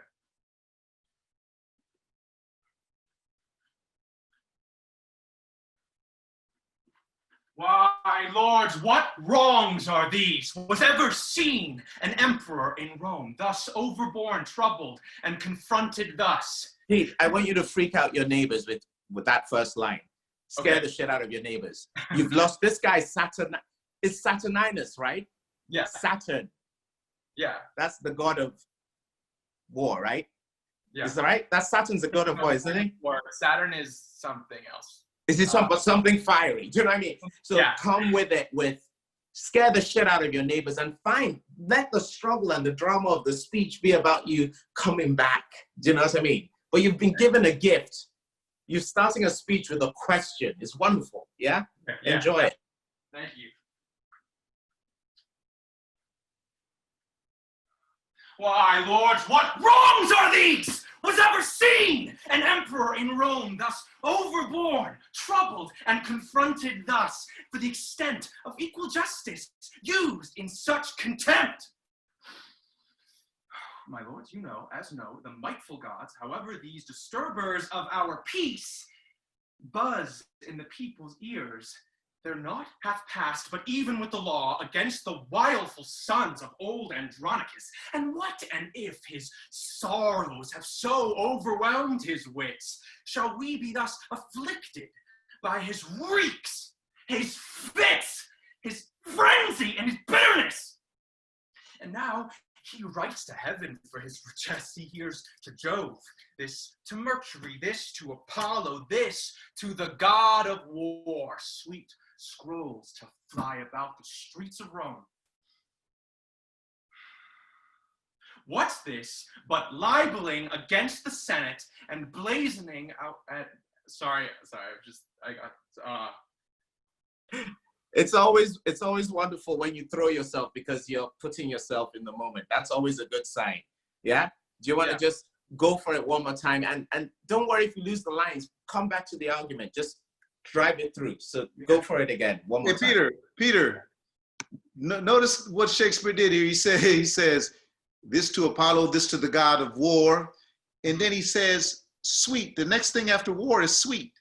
So you get an opportunity. You got an opportunity. You got war. Sweet could be a whole different tone. You know, just as playful things. You know, this is nothing. He's writing to the god of war. Just little nothing. Just talking shit. You know what I'm saying? Okay. Yeah. Excellent. And there is something you say just after the god of war that when you make the list. What's that line? Why, lords, is not this? What is the line? What's this but libeling against the Senate? That's the point. Yeah. That's the point of the whole speech up to there. So it's not about letting the air out and then saying that. That's the point. Isn't this? You know what I mean? That's the. Yeah. Okay. All right. Okay. Cool.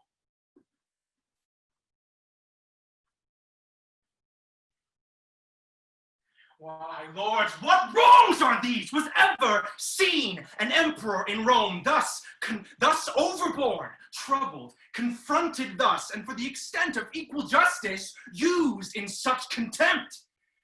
My lords, you know, as know the mightful gods, however these disturbers of our peace buzz in the people's ears, they're not half past, but even with the law, against the wileful sons of old Andronicus. And what an if his sorrows have so overwhelmed his wits? Shall we be thus afflicted in his reeks, his fits, his frenzy, and his bitterness? And now he writes to heaven for his redress. See, here's to Jove, and this to Apollo, this to Mercury, this to the god of war. Sweet scrolls to fly about the streets of Rome. What's this but libeling against the Senate and blazoning our injustice everywhere? A goodly humor, is it not, my lords, as who would say in Rome no justice were? But if I live, his feigned ecstasies shall be no shelter to these outrages, but he and his shall know that justice lives in Saturninus' health, whom, if she sleep, he'll so awake, as she in fury will cut off the proud conspirator that lives. There's a scary emperor. That's not the leader we want, but that's a leader that can get people behind him because he scares the shit out of them. Really good adjustments there, Peter. Thank you. Thank you. Thank you. All right, Kelsey. Hi, Chuck. Hey, Kelsey. How are you? I'm well. How are you? Very well, thank you. Good to see you. Kelsey. Hi, Kelsey. What you doing today, Kelsey? So I've been working on Amelia from Othello. The speech to Desdemona right after Desdemona has been called a whore, when all the shit's hitting the fan. I love this speech, and I live in LA, and I'm always really hungry to work Shakespeare, and it's hard to find an environment to do that. So I'm thrilled to get the help of both of you. Thank you. That's cool.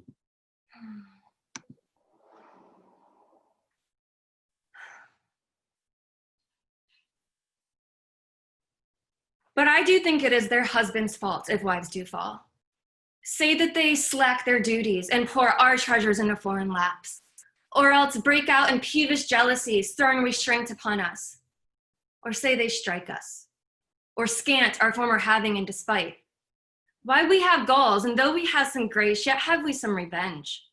And let husbands know their wives have sense like them. They see and smell and have their palates both for sweet and sour as husbands have. And what is it that they do when they trade us for others? Is it sport? I think it is. And doth affection breed it? I think it doth. Is it frailty that thus errs? It is so too. And have not we affections, desires for sport, and frailty as men have?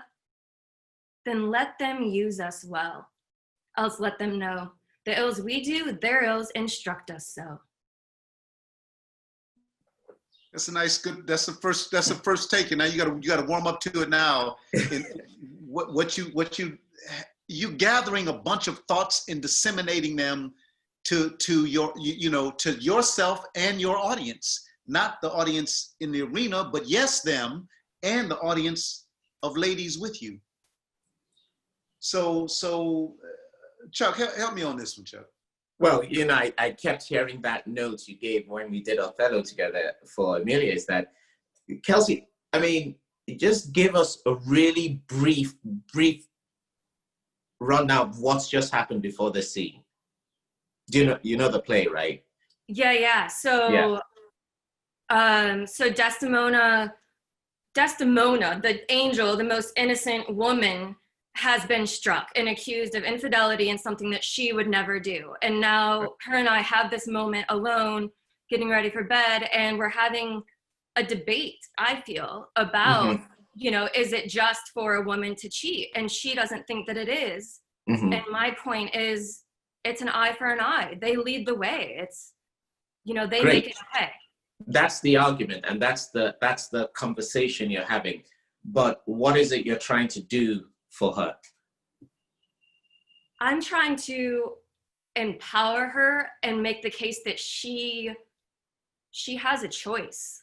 Right. What's your marriage like? Oh, my husband's the worst. I'm married to the worst. Okay. Does he strike you? He strikes me. Has he cheated on you?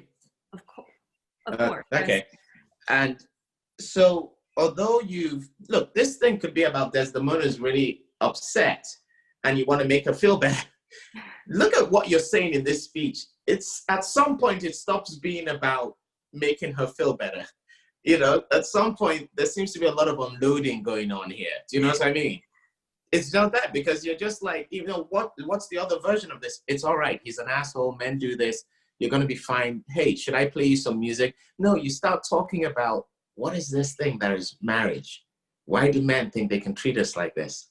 That, this is about the texture of the speech. Really be very aware of the arguments you're making in them, So go step by step, visualize your Desdemona, really think, even if it's a bit slower this time than it might end up being, really think about why you leap into the different sections of this speech. Does that make sense? Yeah. Taking it off of her reaction. Taking it off of her, and also asking yourself the amount of detail you really go into this. Again, it's like, why do you keep talking? Why do you keep using these images? Where are they coming from? Okay. But on top of that, don't forget where you started here was to make her feel better, to be her lady in waiting, to make her feel better, okay? But just take your time with the images, and when they come to you, and ask, and just be aware of why you're saying them. Don't ever think you're going to say everything you say when you start the speech. That's a death trap. Yeah. This is coming to me in the moment. I didn't plan to say this. Don't forget what happened prior to this. You said she got struck. Now, so you have been her everything. You have been her balm. You have been her support. You have been her lady in waiting. You have been her singing partner. You have been her gossiper. You have been the person to fix her tea and bring her a sherry if she wants. Now she needs you in a whole different way as a woman to talk to another woman who feels guilty about something she doesn't even understand. But her way and what life and society says is, yeah, you're guilty, whether you understand it or believe it or are or not. So now you have to, this is revolutionary actually, what you're saying and doing right now. So it has to start from somewhere, and the purpose has to fortify. You need to be the balm right now. And then you end up being her champion, the champion of Desdemona, yourself, and every woman who feels guilty or abused by any bullshit that comes around, because you're just human. Chuck, you okay? You froze up there, buddy. No, I think he got kicked out and he's going to have to rejoin again. Okay, well, start again then. Go for it. Yeah, go for it. Okay.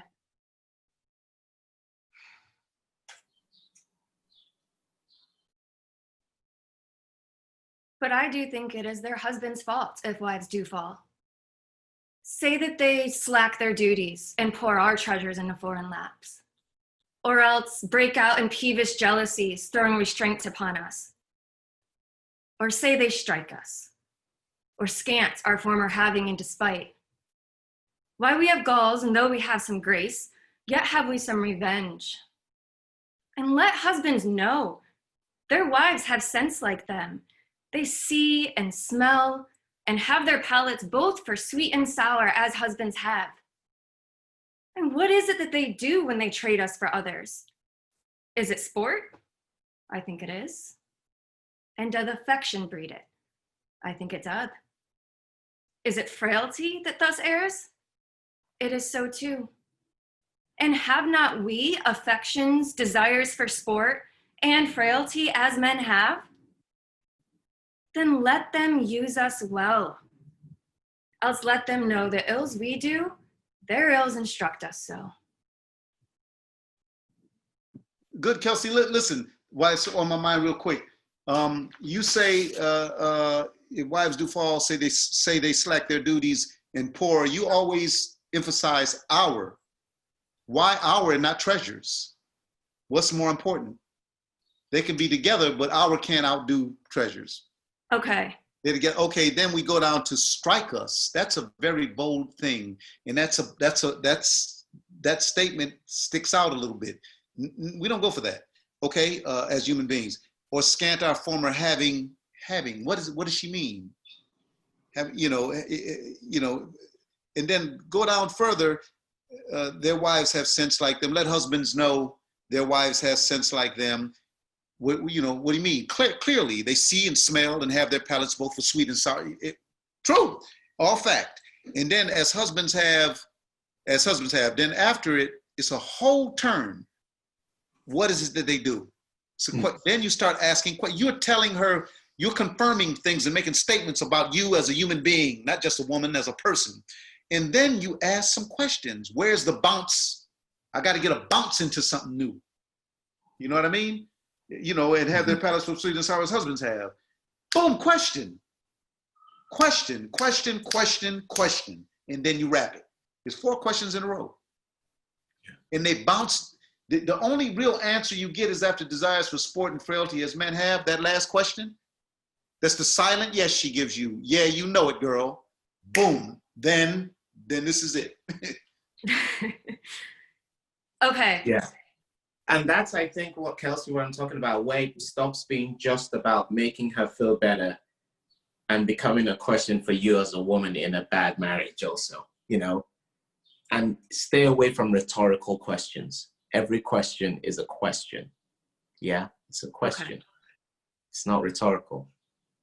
Yeah. Okay, so those questions that I'm asking her, do you think I already know the answer in advance and I'm just confirming with her, or am I discovering that answer in the moment? No, you're asking her. I mean, there's a point where you're asking the question. Maybe you think you know the answer. Maybe that's what I mean about your listener. Maybe when you ask it, she'll give you something else.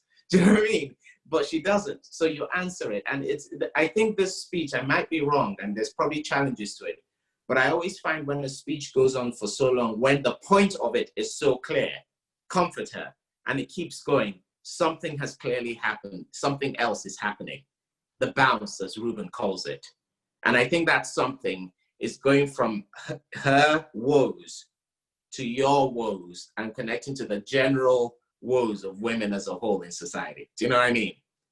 So those questions are very personal for you as much as they are for her. Does that make sense? Yes. Yeah, great. Yes. And also, that whole speech can end. Their wives have a sense like them. They see and smell and have their palates both for sweet and sour, as husbands have. Yeah, okay, girl, let's have a drink and go to the swimming pool.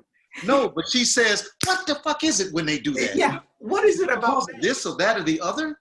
Yeah. I mean, don't so-and-so and so, you know, then we all know the answers to that. So tell you what, then let them use us well, else let them know. You can do it too, yeah. Yeah, all right. Yeah. So, buddy, you ain't the only one in here you ain't the only rooster that can crow. The hen can crow too, you know, so it's a liberation speech. It's revolutionary and it's beautiful. And you cannot do it with any point of uncertainty that you're going to say it. I'm going to say something right now. That's how this got to start. You know, I'm going to say something. I know you're feeling bad, you know, but I do think that's their fucking fault. And I'll tell you why. Go ahead. But I do think it is their husband's fault if wives do fall.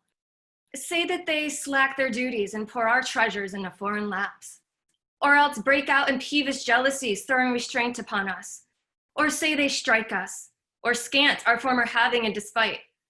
Why, we have galls, and though we have some grace, yet have we some revenge.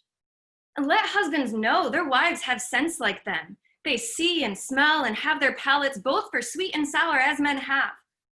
And what is it that they do when they trade us for others? Is it sport? I think it is. And doth affection breed it? I think it doth. Is it frailty that thus errs? It is so too. And have not we affections, desires for sport, and frailty as men have? Then let them use us well, else let them know the ills we do, their ills instruct us so. That's much better. That's much better. I want you to keep working on this, because our time is running, so you keep working on it. But what I want you to think about as you're working, this is elevated language.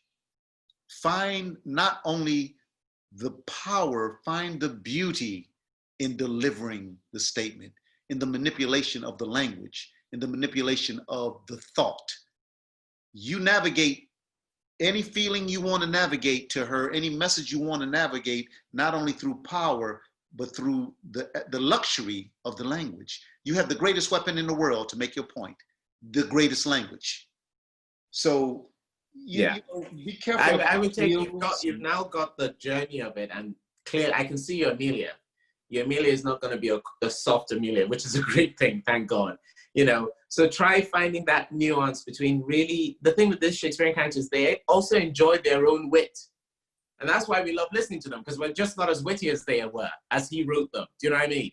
So find those things when you actually like the answers you give yourself and stuff like that, and that will give more of a texture to it. Does that make sense? That's fun. Yeah. Yeah, excellent. Lovely work. Lovely. Thank you. Thank you both. Thank you. All right, Falani.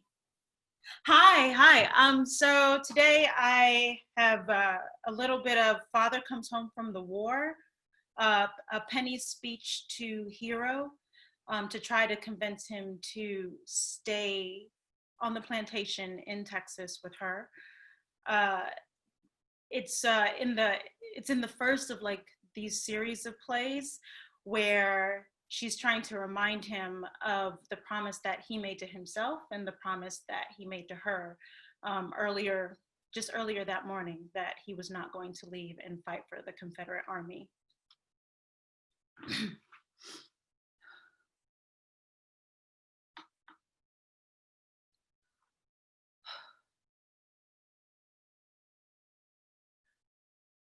But you don't want to go. You don't want to. You told me so.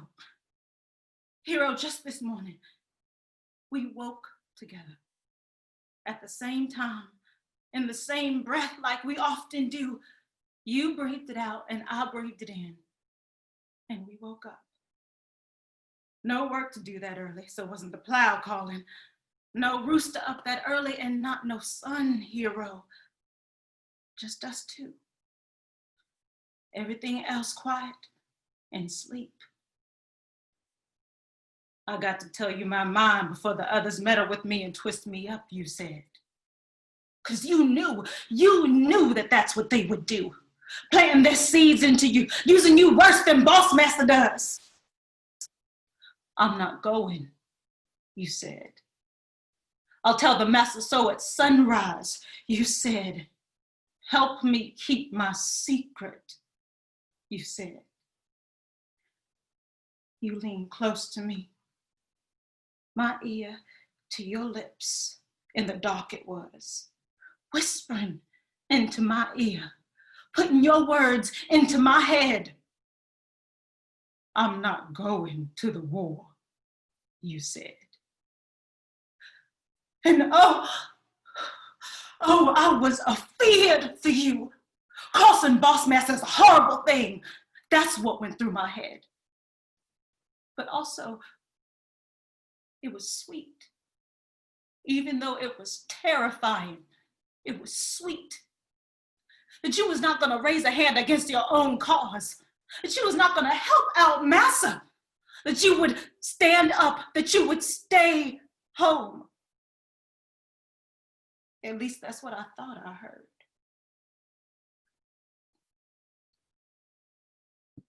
That's nice, Falami. That's real good. You understand the poetry very well, which is beautiful. I mean, she really writes some wonderful, wonderful. The thing I want you to remember from the top, the urgency. Because when you stop talking, gives him license to go. Okay. So be careful when you stop, that you have made a point to take a breath, to pursue. But you're pursuing him with this language, not just convincing him, you're pursuing him. These are the last things you're gonna hear, because when you go to war, don't mean you ever see a person again. So there's a certain urgency, not rushing, not dramatic, urgency. Reach him, make sure he hears you, that you don't recite to him, that you penetrate him. You penetrate him with these words. Make sure he's thinking, and don't give him time to sit back on your language. So you got to continue to penetrate him. And when you know that you've made a good stride mark, a point, that you can take that breath, and then you go to the next.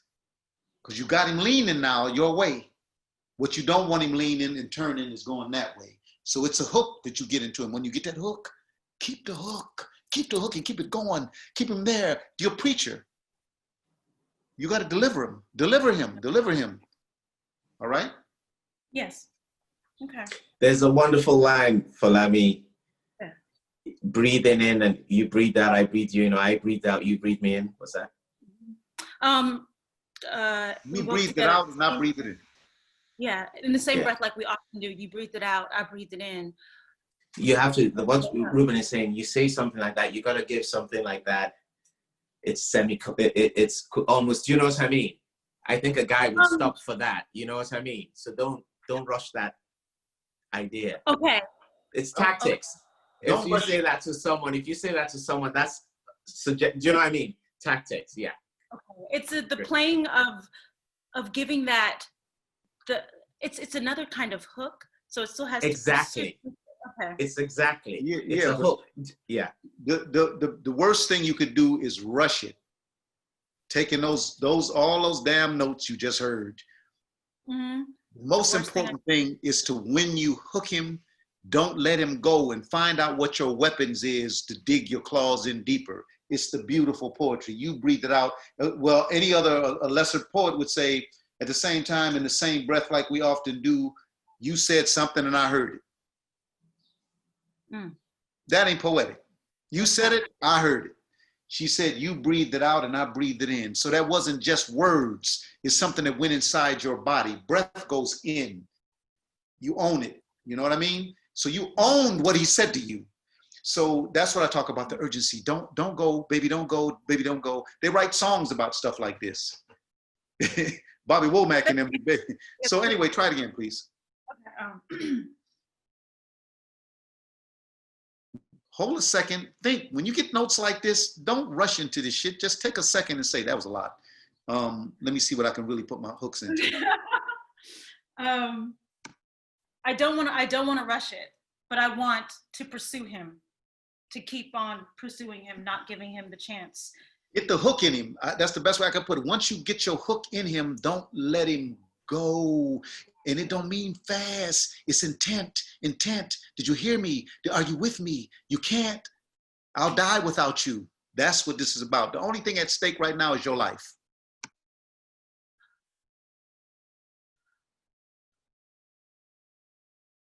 But you don't want to go. You don't want to. You told me so.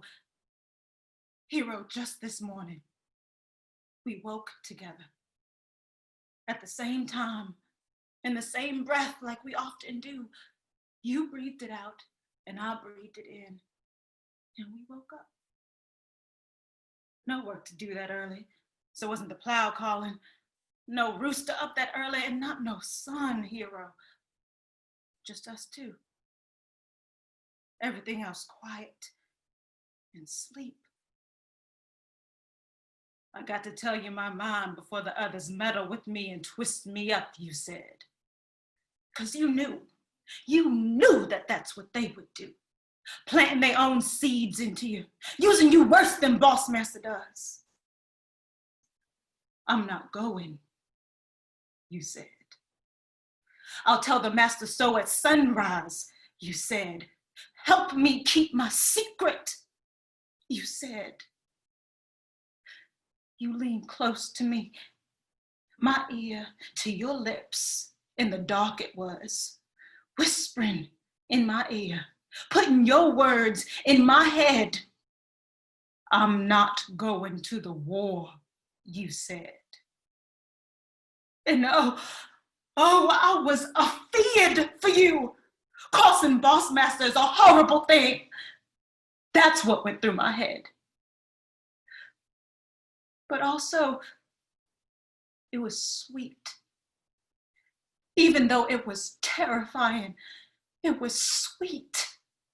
That you wasn't gonna raise a hand against your own cause. That you was not gonna help out Massa. That you would stand up. That you would stay home. At least that's what I thought I heard.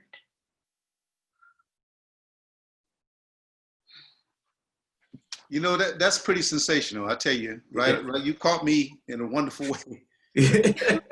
You did, and the hooks you used, Falami, were just like, I would want to stay and listen. You know what I mean? We sometimes create this thing that if we want someone to stay and listen, we get frantic, and there's nothing that actually scares people away than the franticness, you know?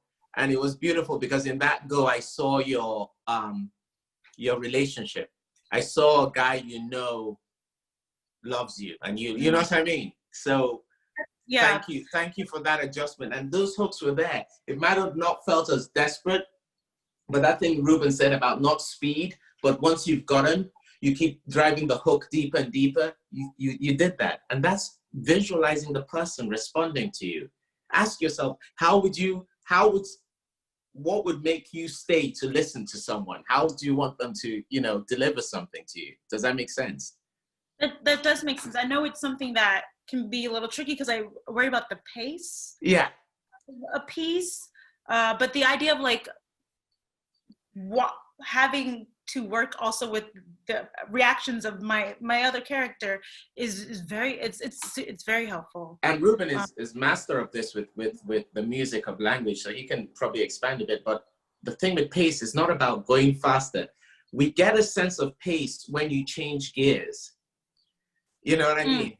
It's the changing of gears that makes the language keep moving forward as opposed to it being faster. It keeps it moving forward. So sometimes maybe think of it for you, not as going faster, but those change of gears. You're not gonna go. You said, I breathed you in, you did this. And that was amazing, the way you raised your voice. And I thought you weren't good, and then I'm gonna accuse you because that's what you that's gear changes and that's movement. And it was all there in that take, Ruben. Yeah, the thing that I was saying is, two most important things. The one thing I said the only thing at stake is your life and his. Ain't nothing greater than that. Listen, so you took it there, but this is the other thing Nina Simone said. I heard her say one time in a live concert I was watching. She told her band, they started playing a song. She stopped them. She said, don't push it unless you feel it. Don't push it unless you feel it. Because they just jumped on it, bam, boom, boom. But she said, whoa, don't push it unless you feel it, or until you feel it. You start out with something, saying something to him to make him keep his promise. And as you are more successful or less successful, there's a need to be more urgent. There's a need to, I got him coming. Let me keep him pulling right on into my heart. Or I don't have him coming. I got to go deeper. Listen to me. Please don't want. That's when people fall on their knees and grab your hand and they hold your leg and you drag them. You see people dragging people. That's when because they got to get to that point. But if you can do it with words, if you can do it with power, and you doing it. So I'm not going, all I'm going to do is hurt you from here on in if I give you too many more notes. You're on track. Yeah. That's bingo action right there. Yeah. So thank you. And that your music, your connection with the music of the language was absolutely stunning. So thank you for that. That's a great piece for you, Mommy, where you at now? You in school? No, I'm in San Francisco. I was working on Harry Potter out here. And right. Yeah. And so I'm just kind of like hanging out for a little bit.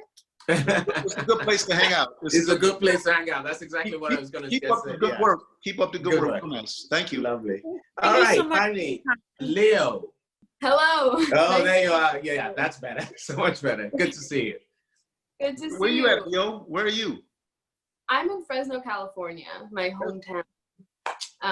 It's a Trump county, so I'm struggling. But... We won't talk about that. We're going to do some theater, make everything better. Exactly. All right.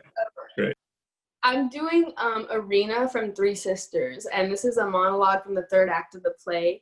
And she is the baby of the family, and they've been moved from Moscow, which is the big city in Russia, to this provincial town where everyone's small-minded, and she has her whole life been told that they were going to move back to Moscow, and this is the moment where the whole town is on fire, and literally, and she realizes that her good-for-nothing brother, who is depressed from the deaths of their parents, has decided to stay in this provincial town, and they're not going anywhere. So this is like the baby of the family finding out that all their hopes and dreams are deferred, basically.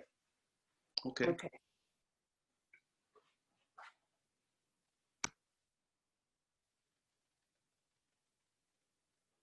Where has it gone? My God, where has it gone? I've lost everything. Where has it gone? It's lost in my head. I keep forgetting. The Italian for window, for ceiling. How can I have lost it? Life is passing every day, and everything we have is going by, and we will never go to Moscow. I see we won't go. Oh, my unhappy life. I can't work anymore. I can't work anymore. I worked at the Telegraph, and now I'm in an office for the town. I've been working so long. I've grown old working. I'm so tired. My brain is tired. My memory. I've become thin and ugly. Time passes and nothing pleases me.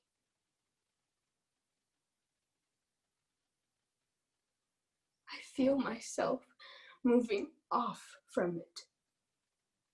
Farther and farther from a beautiful life into some. Why am I still alive? Why haven't I ended it? I don't understand. I'm not crying. I'm not. Now? Now? No. I'm not crying anymore. I'm done. You know, I just keep waiting. I just kept on waiting. In Moscow, I thought, I'd meet my real man, my destined man. I dreamed of him. I loved him. I waited for him. What stupid folly. That's just a very interesting piece. Very good work. Thank you. Now we're going to talk about making it better. Okay. Because you got all the tools. You got all the tools. This is what I want you to think about. If you look at that passage that you sent me, the writer wrote in the script, pause. Now there's a lot of ellipses, there's question marks. I don't really see one comma. I see maybe one comma, no semicolon, several ellipses, a couple question marks. One paragraph, one parenthesis says pause. Now, so honor that. The rest of them, I think you're gonna have to eliminate.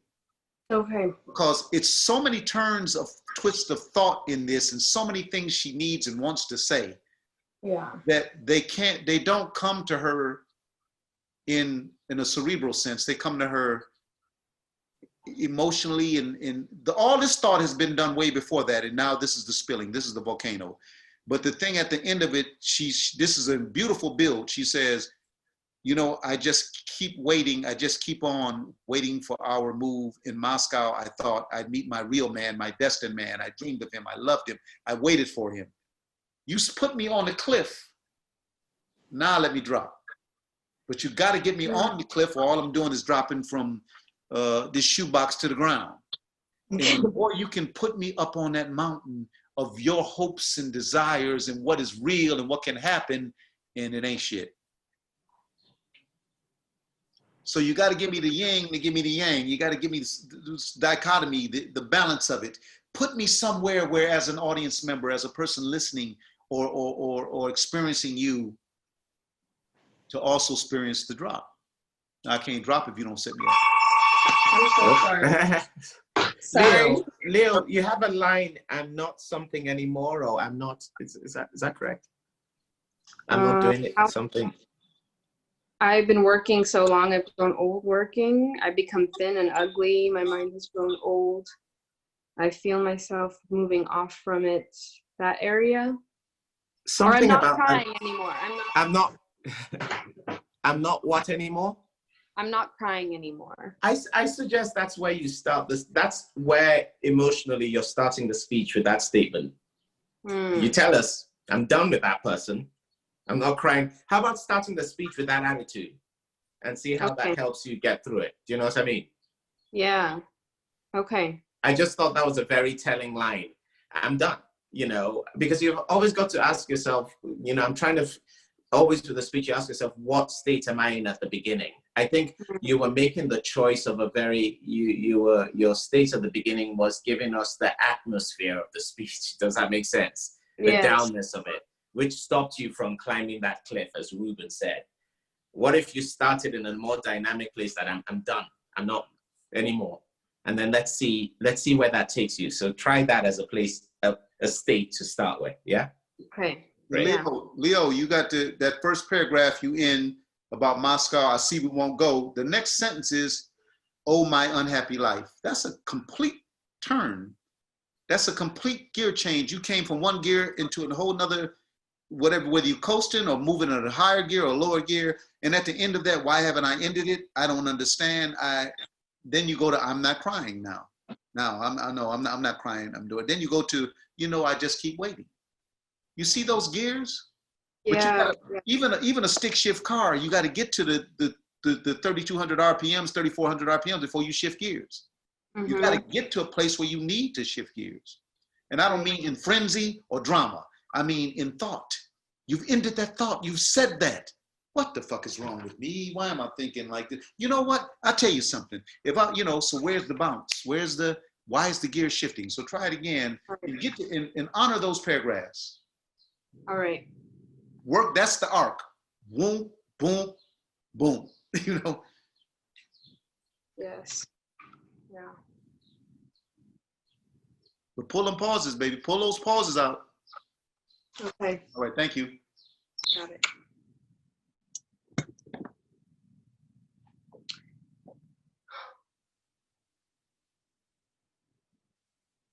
Where has it all gone? My God, where has it gone? I've lost everything. Where has it gone? I keep forgetting. The Italian for window, for ceiling. Where has it gone?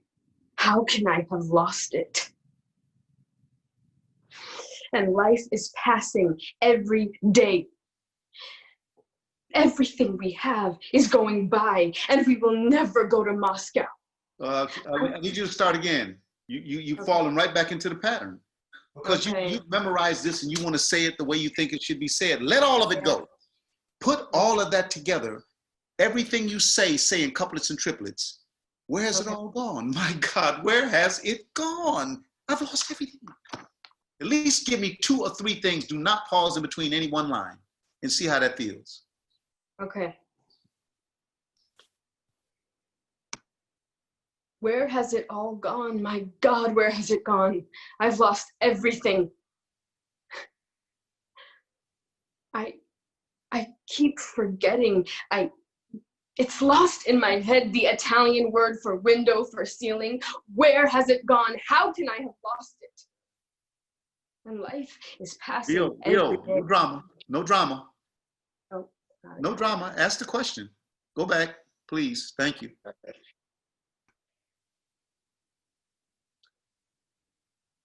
Where has it gone? How can I have lost it? My God, where has it gone? I've lost everything. I keep forgetting. The Italian for window, for ceiling. How can I have lost it? I want you to hit this thing. You leaving something that makes the poetry work real. You said, where has it all gone? My God, where has it gone? I've lost everything. Where has it gone? I lost it in my head. You dig what I'm saying? Yeah. I don't even know how to say this in Italian. What the fuck is going on? Yeah. How? You dig what I'm saying? Get the drama out. Get that word, get that in there. The first is, where has it gone? My God, where has it gone? I've lost everything. Where has it gone? It's lost in my head. I keep forgetting.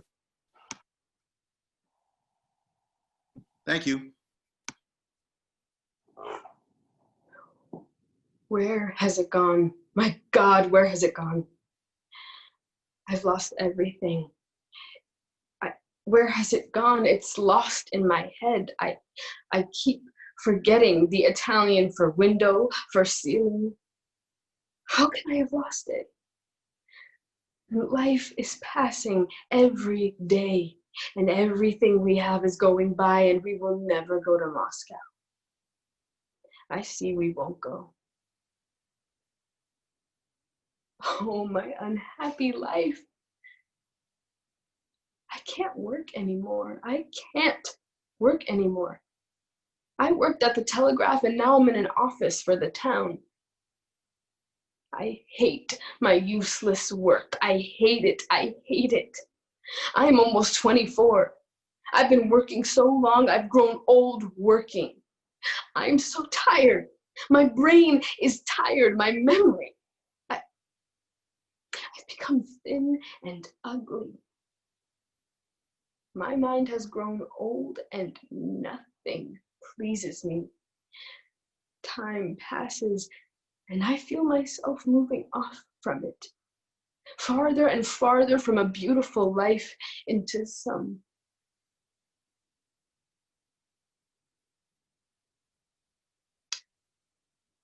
Why haven't I ended it?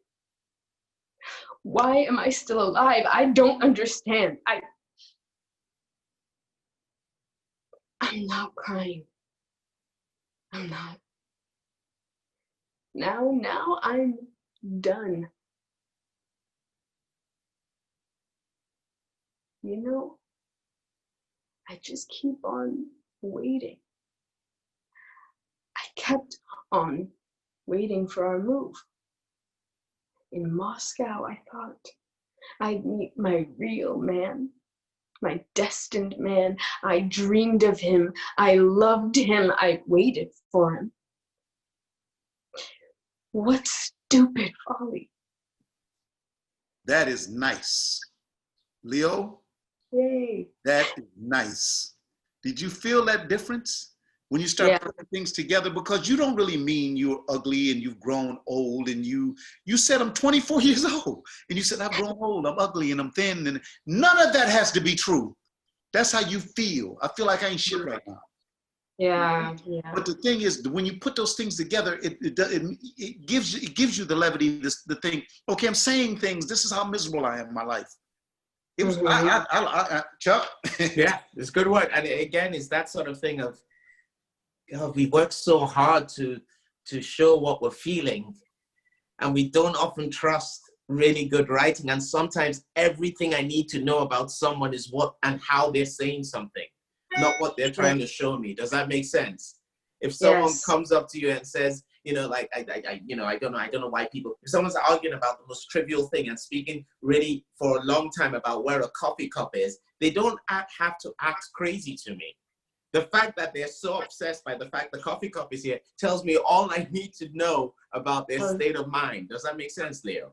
So it's like the note we gave Garrett and stuff, and is really let the language lead you and see how that surprises you. It's so much easier. It's so much easier. You know what I mean? And that's the gift of doing theater, is that it's a dialogue-driven medium. You know, that you're just where you have to put yourself in a state to repeat that stuff you start this speech with, which is so not your own speech pattern, puts you in an emotional place that is so uncomfortable and not right for you, you know? But you've got to trust to say it in that way, the way it's written, not to bend it to how it would make sense to you. Does that make sense?